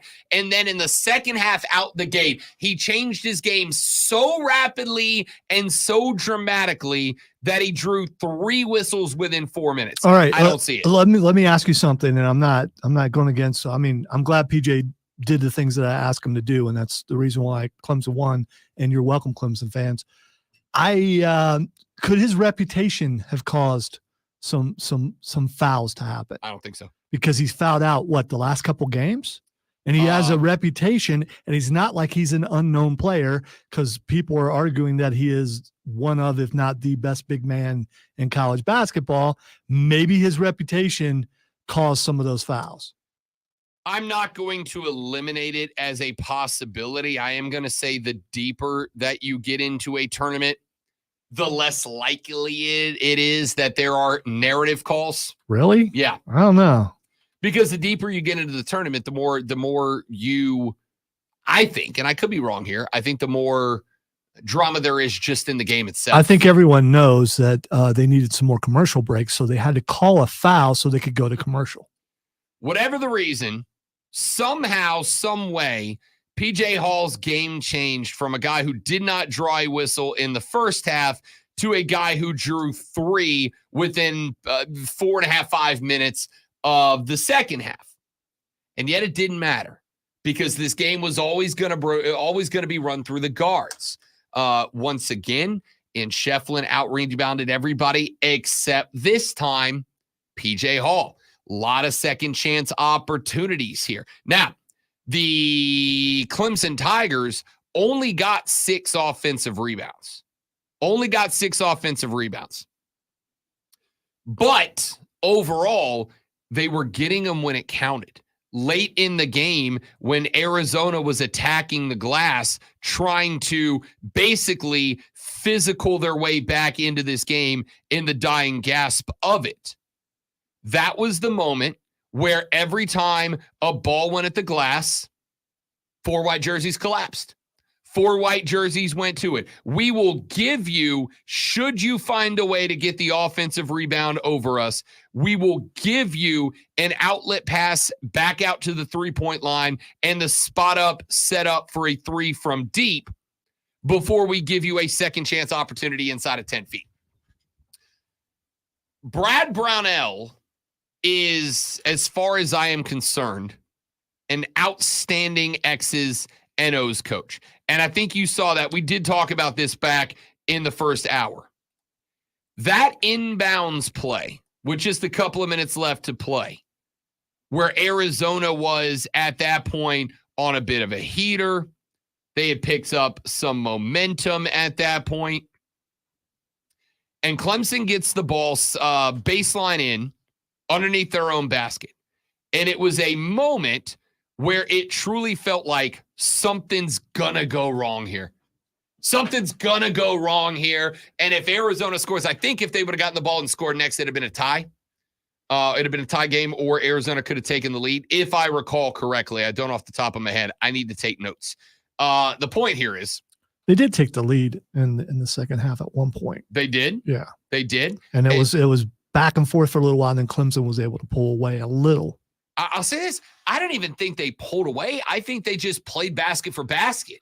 Knocked down a couple of big shots, knocked down a couple of threes, took what the defense gave them. Remember what I said. To me, this game is about guard play and efficiency. You have to be efficient with the basketball, because Arizona is going to have more shots than you. They did, 67-59. I said also Arizona, Clemson had a lull in their defense for a little bit, and that let Arizona get back into it. But then they were able to get back to that intensity, I thought, at the end of the game. that lull in the defense was when PJ Hunter went to the bench. When PJ Hall went to the bench. When PJ Hall went to the bench, there was a drop-off in defense. And that had to do with the fact that Clemson had to draw the defense inward. They had to pack the zone because Arizona was going to the big guy underneath, and Clemson did not have a way to stop it outside of throwing extra bodies at it. One position sticks out to me where Arizona was going 3 after 3. They were getting offensive rebounds, but instead of trying to go inside, which they could not do, they just kept trying to hit threes. And that's a sign of a really good defense and a presence inside that they just were afraid of. Yeah. In fact, at one point late in the game, there was like 2.5 minutes left to go, and Arizona just could not shrink the lead from 5, right? It would go 5-7, maybe 3, 5-7, 5-7. And for whatever reason, like 2 possessions in a row, they're coming down the floor and they're putting up threes with like 11, 12 seconds left on the shot clock. And even a guy pulling for Clemson to win, who should be pumped up about that. I'm like, what are y'all doing? What are we doing here, Arizona? I was not pulling for Clemson to win. But all I was saying the same thing is like, dudes, why are you looking so desperate? I mean, and that's what it looked like. And they weren't even good threes. They were threes, off balance threes. And it looked desperate way too early with the amount of timeouts and all that kind of things. And you got fouls to give.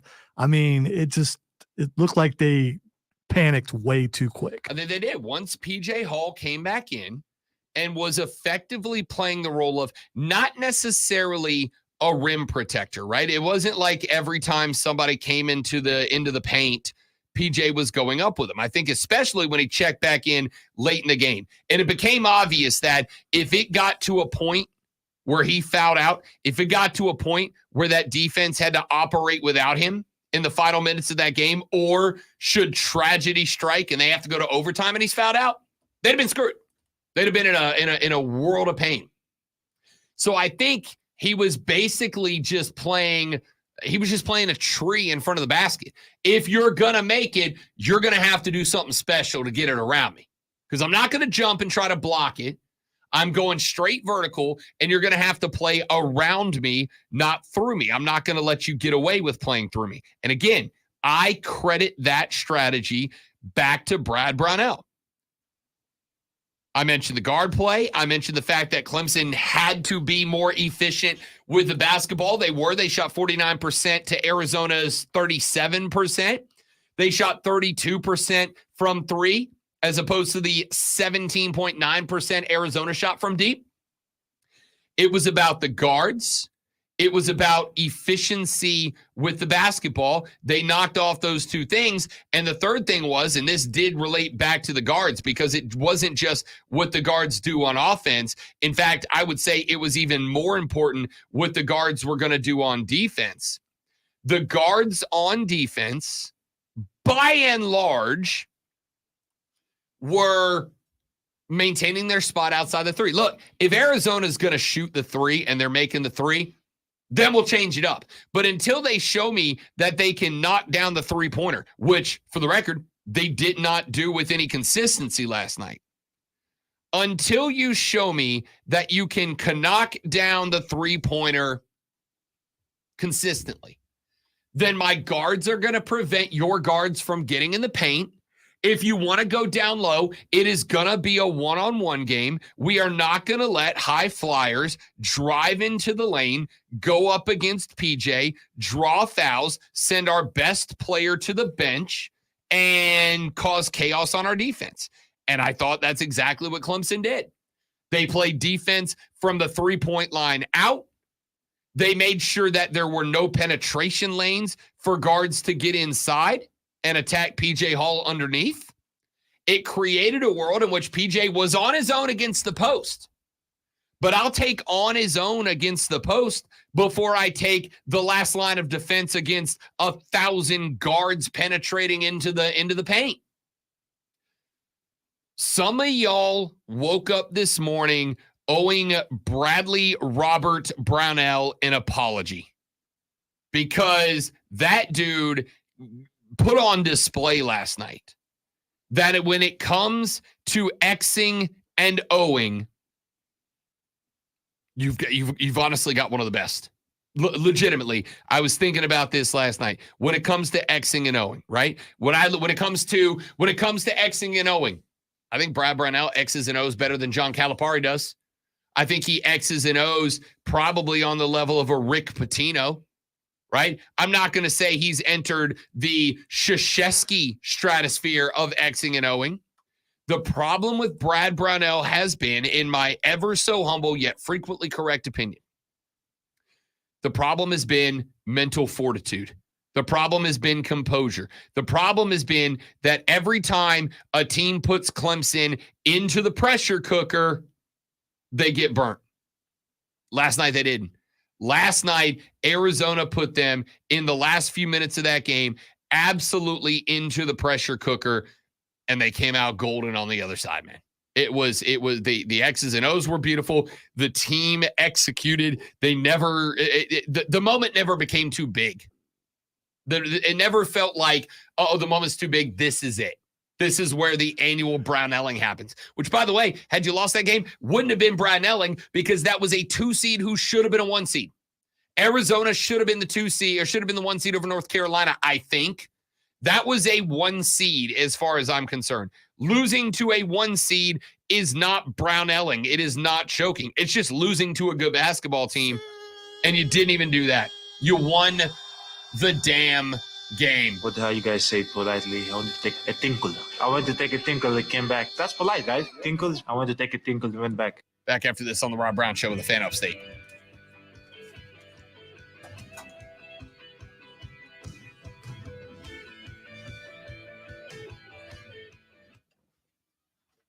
Did you just wave goodbye? I did. Okay. It's like a road runner. Yeah. I gotta step it away for 45 seconds. Be right back.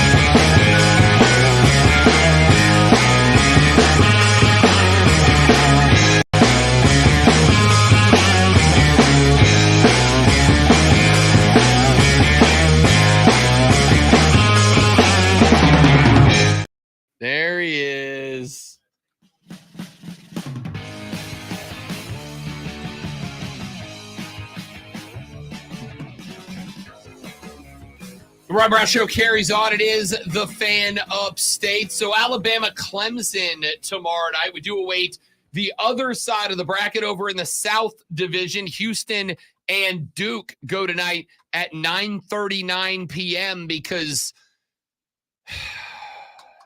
reasons. It's all because they're coming. They just want you to hate the Eastern Standard. Oh, they don't need me to hate it. I already do. It is I mean this. There are in my life, there are two negatives to living here. The list of positives is longer than Jericho's list of holds. The list of negatives is 2. Armbar. The list of negatives is, number 1, I'm too far for a weekend run to New Orleans, which is a thing I used to be able to do. Just get in the car and go over for fun. I'm too far for a weekend run to NOLA. And the other negative is Eastern Standard Time, is the fact that the last game of the night tonight tips off at 10:09 p.m. That's tip-off time, not conclusion time, not fill out the bracket time. That is tip of Tennessee Creighton.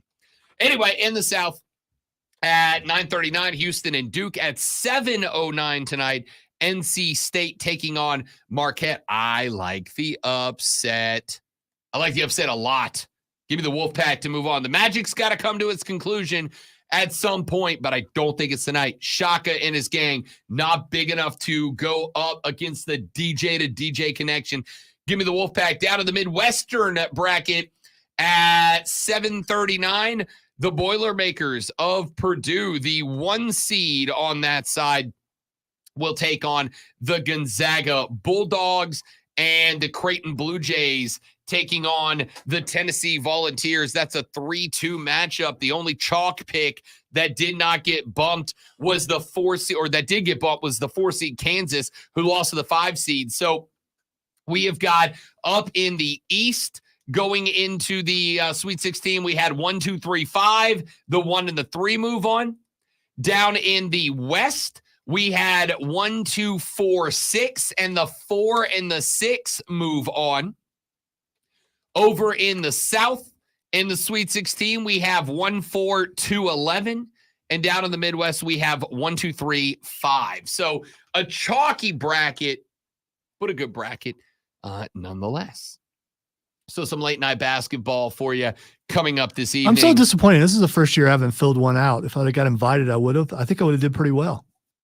Who would you have picked? I know you would have Purdue. gone chalk Big Ten. I would have, yeah, because I do that all the time. But Purdue is a pretty good pick. Is, what would you have done in Clemson's bracket? 1 seed North Carolina. Would you have fallen for the 2 seed Arizona? I would have got Clemson past the first round. Yeah, because I've seen how they played the last little bit. But I would have picked them to win in the first round and then lose in the second. Second round against against Baylor, which is a good offense. A lot of people had them out. One of the I'll say a lot of people picked them to lose that game, so it wouldn't have been unusual. Yeah, one of the few reasons that I may finish in the top third of our bracket challenge. One of the few reasons I may finish in the top third as I hang around the mid 40s right now is because I got most of the games right. Now, does that update per game or is it per game? Per round? So you would be able to tell who's in first place Correct. now if you looked it up. Correct. Yeah. Okay. Yeah, you can see who's where. I'm just curious if the person who was in first place earlier in the week and made sure that she got you to mention that is still in first place. I can tell you. There are 2 bracket competitions going right now. We have 126 entries. Over in the new bracket challenge, number 1 overall, P1 Stephen Webb has overtaken April by a point. Wow. After last night. Wow, Stephen. No way. After last night, Stephen is in first. Here's the big thing. His national championship selection, Tennessee, is still dancing right now. April lost her national champion last night. She had Iowa State, who fell to Illinois. So she is in trouble. The maximum amount of points she can earn if she gets every pick the rest of the way correct is 105. There are multiple brackets that can earn as many as 150. In third, Brandon Chandler. His natty is UConn, still dancing. In fourth, Carlos with a K is in fourth. Picked UConn as well. President of the Triumph, Chris Lewis, is in fifth with 50 points, 8 off the lead. He's got UConn. John has Houston. He's in sixth. Joey B has UConn. He is in seventh, tied with Rodney, who still has Creighton alive. Lucas tied in seventh with Houston. Tim Frisbee picked Carolina, the North one. He is out as a national championship pick. He can only get a max of 84 points, so he is going to plummet down towards me in the rankings. We'll have some good news for him later. Yeah, we will. Tracy goes to 11th. Purdue still alive. Trey's got Carolina, the South version. His champ is dead. Ashley Selly has Houston. She's alive. Jeremy Nix with Creighton. Carter Vickers with Houston. Dan Dather has Iowa State. His champ is dead. 86, the most he can do. He is going to fall. My fiance, Courtney Myers, had South Carolina winning the Natty. She was DOA, and yet she's still beating me by 2 points. Wow. So wow. Here's the good news for Rob Brown. The good news for Rob Brown is that his bracket max is 91 points, which means if I get everything right, I would finish around 12th or so. Her max is 61. She's toast. I got her. And at the end of the day, I'd rather beat her than all of y'all. Do you guys have some of the same picks? A couple. But like she bounced. I still had Tennessee alive at this point. I still have Houston alive. I still have Duke alive. If Duke wins tonight, I'm gonna rise up to everybody. If Duke wins tonight, I will pretty much be ahead of everybody who's lost their champ at this point. I will still be probably in the midst of everybody who still has their champ, but obviously I'm gonna plummet once we figure out who our champ is. Over on the Rob Brown show, on the other bracket competition, April is first with 59, which means that, Miss April, you submitted a different bracket on both sides. You have at least one pick different. Did you say that they couldn't do that? Because one side was accidental, right? I did. I said it on championship day. So I'll see. I'm pretty sure I'll give April a pass because she's been super nice to me since I moved here. So I'll let her use her best bracket. But the majority of Did you say it multiple times? So is there a chance she didn't hear it? Yeah, there's absolutely a chance. Because I didn't realize till I think the day before we had to submit the brackets that I had 2 pools open. I was on vacation. I didn't get invited because if I did, I probably would have pointed that out. Over on that side, April's in charge with 59. Harper, 57 with Houston. Mike Dover is tied for second, but has Arizona. They got bounced by Clemson last night. Brandon is T2, but he's got Iowa State. They got bounced. Tournament Tiger has 56 with Tennessee. Alex Mosley, that is April's kid, has Creighton still alive in fifth, tied with Andrew, who lost North Carolina last night. Tracy, Andrew Bickford, Kelly Horton, all in eighth with 2 UConns and a Purdue, all alive. Mark Sprouse has Purdue still alive. He's T11. T12, Jimmy Ahern, Brian Collins, and John Spencer. The first 2 have Purdue. Jonathan has Auburn, so he is bounced. James Gilstrap is tied with John Vincenette in 15th. Both of them have Houston.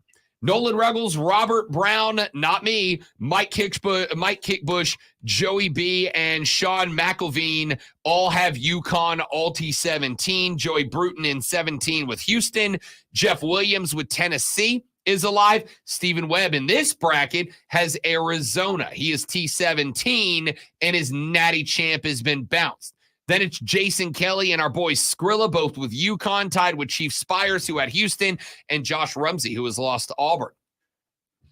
Scott McElvain, who is not the same as Scott McElveen, who I'm pretty sure we just found somebody who submitted a couple brackets but changed the last name. Very smart move. Very smart move. Come on now. I mean, those names are not similar in any way. Yeah. And I'm sure it's 2 different people. For sure. for sure. He is locked in at 29th with UConn. Same with 7 Ornelas. Rodney, 29th with Creighton. Zach, Lucas, Jarrett, all with Houston. Then Allen with UConn. Let's see. I'll just go with the folks down after this because we're in 35th with the people who have lost their champions so far. Zach DeBreezy lost Carolina. Randall Eller lost Arizona. Rich Harrison lost Auburn. Chris Stroif lost North Carolina. Jim Geyer lost Kentucky. That's a rough one. Shannon Tucker alive with Tennessee. Then in 49th place, you find Rob Brown with no Auburn Tigers, tied with Ryan Rogers and Courtney Myers in this bracket. Wait. Did you do 2 brackets? No. I have the same points in the same position in both. And Auburn dead in both. Okay. All right. Yeah. I desperately need Duke to make the national championship. That'd be 32 points for me. If I can get Duke v. Tennessee in the Final Four and Duke to beat Tennessee, that'd be 64 more points onto my bracket. That would be a big boost for me. Courtney, South Carolina bounced. Ryan Rogers, Auburn bounced. Our own Brandon Keeler is in 55th, but North Carolina, he is bounced. Shane Barrett, North Carolina bounced. Martin Hogg, Auburn bounced. Wayne Lowry and Jared Herron, both with Auburn bounced. Gus has Arizona bounced. Chad Smith with Auburn bounced. Nate Pitts, Sohail Galani, Ty Duncan, all T66 with North Carolina bounced. And then down there in 70th, our boy Keegan in 70th place with Auburn bounce. We got to run to a break. When we come back, ordinarily, this is where we would do what the X is going on. We forsake that topic today. Why? Because as I mentioned earlier, there is a special place of romance, of passion for the game of baseball. And a young man joins us next who shares it. I have spent many a minute talking baseball in various parking lots around the upstate. Talking baseball with Mr. Rob Young from Borderlands, who joins us next on the Rob Brown Show in the Fan Upstate. Good to see you, buddy. Doing all right? Yeah, heard that, man. You have my condolences. Yeah, absolutely. Thank you. But we're getting to it. That's all you can do, buddy. That's all you can do. Lost my old. We're going to step away for just a minute, guys. Y'all stay right there. We'll be right back.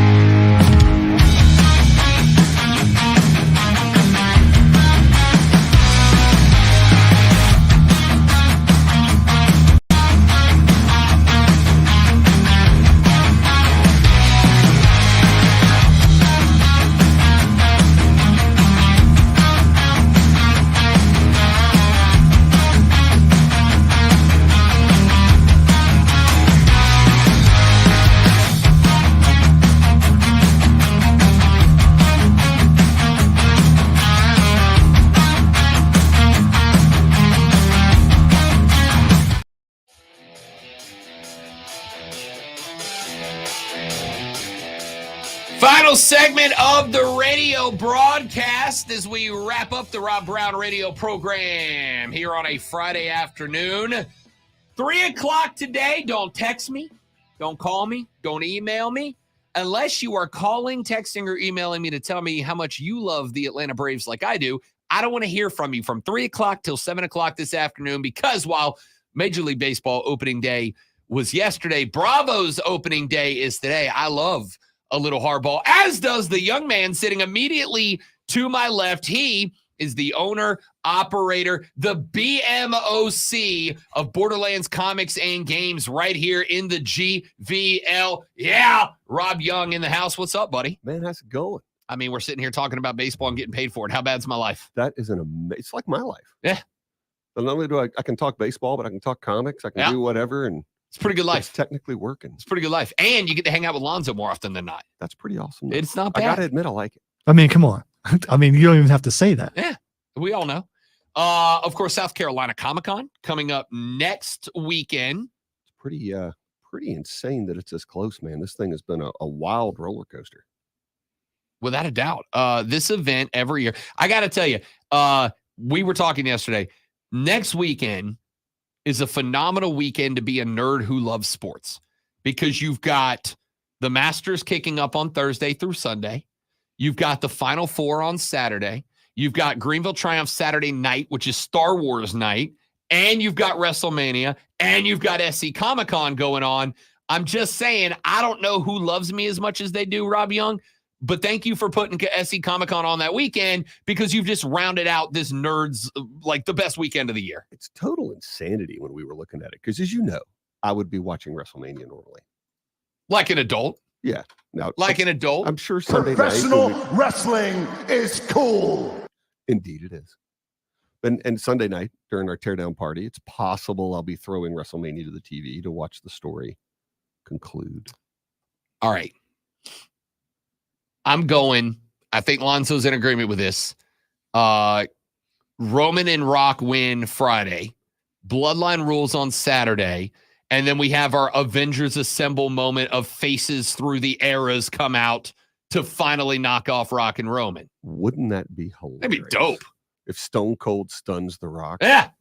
People would lose their mind. Hogan was trending earlier today, which I assume may or may not have been on Twitter trending topics. Well, I don't think he's going to show up, but Cena and Austin showing up, because they're already on the side of the truck, you know, when Cody was getting his beat down. And what was on the what the X was, Vince McMahon is trending because of the blood.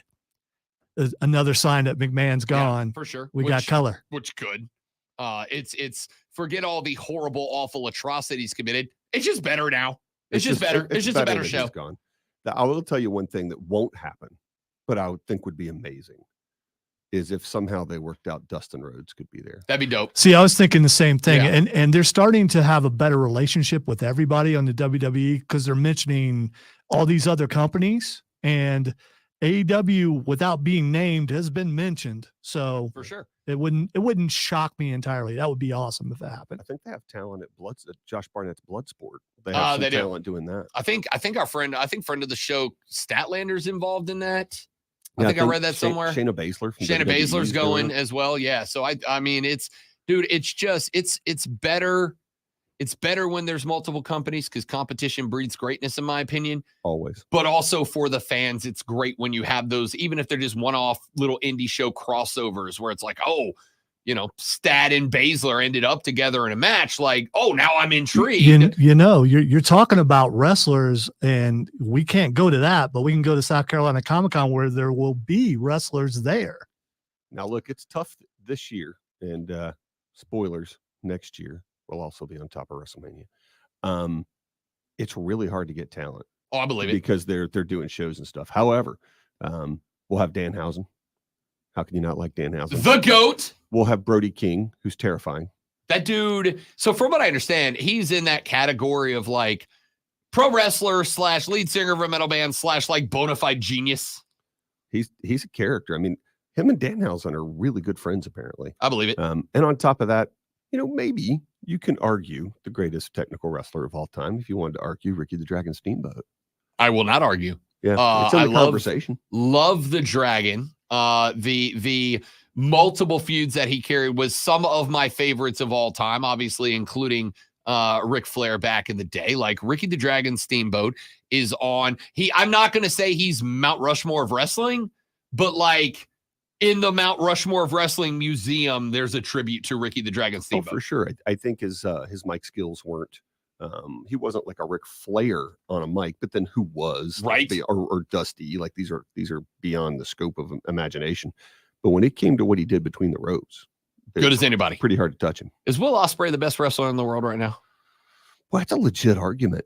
I still think Bryan Danielson's really good. Yeah. Kenny Omega, if he's healthy. Yep. But he's got to be Top three. in the argument. Yeah. And I tell you what, he's better on a mic than I thought he was. Uh-huh. That was really surprising on AEW. He was really good on a mic. Rob Young from Borderland Comics and Games here on the Rob Brown Show on the Fan Upstate. We got about 3.5 minutes left. And obviously, as you and I have talked in this parking lot, your parking lot, various other parking lots, it's like every time I see you, we talk baseball. So let's do that here.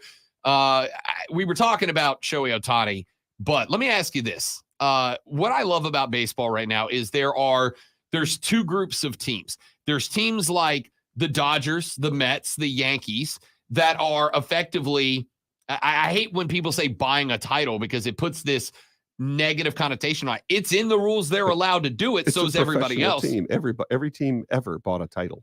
Right? But the opposition to that, the mirror opposite are teams like the Orioles and teams like the Braves that have invested wildly in their farm system and they've homegrown this talent. So the Braves have more returning all-stars than the Dodgers do, and they are paying 1/10 of the bill. Do you like pick a side in that? No, here's what I think. I think there's a lot of ways to peel an apple, right? So the real thing is the Braves did these really long-term contracts and took a risk on these players at a lower level, but for a longer term. The Dodgers copied that with Will Smith. He signed a 10-year extension 10 as years. a catcher, $14 million a year. Frankly, his production is worth way more than that. But the guarantee of $140 million, he was a very intelligent man to say, thank you, my great-grandchildren don't have to work anymore. And he took it, right? So I think they copied that model where they signed Ozzie and all those guys to those long-term contracts. I thought it was a really smart move by the Braves. Yeah. And you're going to see more people trying to copy it. And there were less crazy signings. It's funny. Everybody looks at Ohtani and the gentleman from Japan for the Dodgers. Yamamoto. Thank you. Who got rocked in his opening showing. Yeah, I was a little nervous, I bet. I mean, without a doubt. And in Korea, people don't get that. That's kind of a hard thing for a guy from Japan to do. But if you look at that, other than those two signings, it really wasn't. Teams weren't going as crazy. No, they weren't. This year's free agency was super interesting to me because I kind of thought it was going to be a free-for-all with money flying everywhere. And even the great Scott Boras, the agent to so many of the biggest name pitchers on the market. Here's Jordan Montgomery, who going into this offseason, we all thought was going to be getting a 5-year, $100 million deal somewhere. He gets one for, 10, 12 or whatever but it is. He's never won 15 games. I mean, some of this, and I know the win, Brian Kenny killed the win. I get it, but it's at least a measure of some success. But Blake Snell has had 2 incredible years and won a Cy Young. Other than that, he really hasn't. It's kind of strange with him, right? He's had a lot of really bad years that nobody talked about. Yep. That's why nobody would sign him to a long-term contract. Popped up onto the radar the last couple, but also a game changer when he got to that level. Speaking of pitching, you're obviously we've talked a little bit about Atlanta so far. I'm gonna let you be the GM of a team. Are you a dude who's building around an offense? Are you a dude who's building around solid pitching? So as a Dodger fan, it's always sorry, nobody's perfect. We forgive you. I know, I can't help it. But it's always pitching. Pitching is always the way to go. I believe that it's easier to teach people how to hit than pitch. That is my belief. I don't think either one's easy. No, I was gonna say. But I would much rather be looking for hitters. You can pick up a free agent hitter pretty easily and project what they're going to do.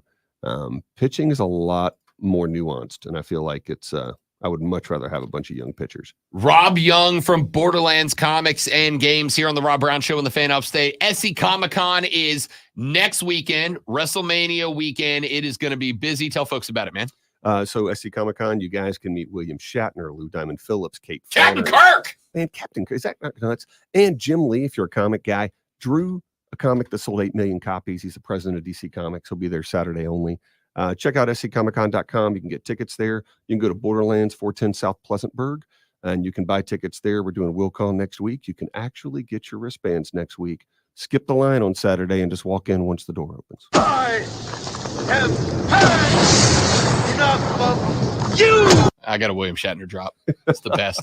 Rob Young from Borderlands Comics and Games. SC Comic Con coming up next weekend at the convention center. I have been every year. It is spectacular every year. Thanks for coming by, big dog. Yeah, thanks for having me, guys. Looking forward to next week. I will say, as a Braves fan, I am not wishing good luck to your Dodgers, but I hope you have a wonderful season, pal. I am wishing good luck to the Braves. My Oh, it's son gonna loves them, so I hope they kick butt. Going to make me look like a jerk on the way out. Thanks, That was bud. fun. Good to see you, buddy. See you, pal. All right, we're back next week. Y'all have a great weekend. Don't trick or drive. I'll punch you in the face. See you back here next Monday on the Rob Brown Show and the Fan Upstate later. Yeah!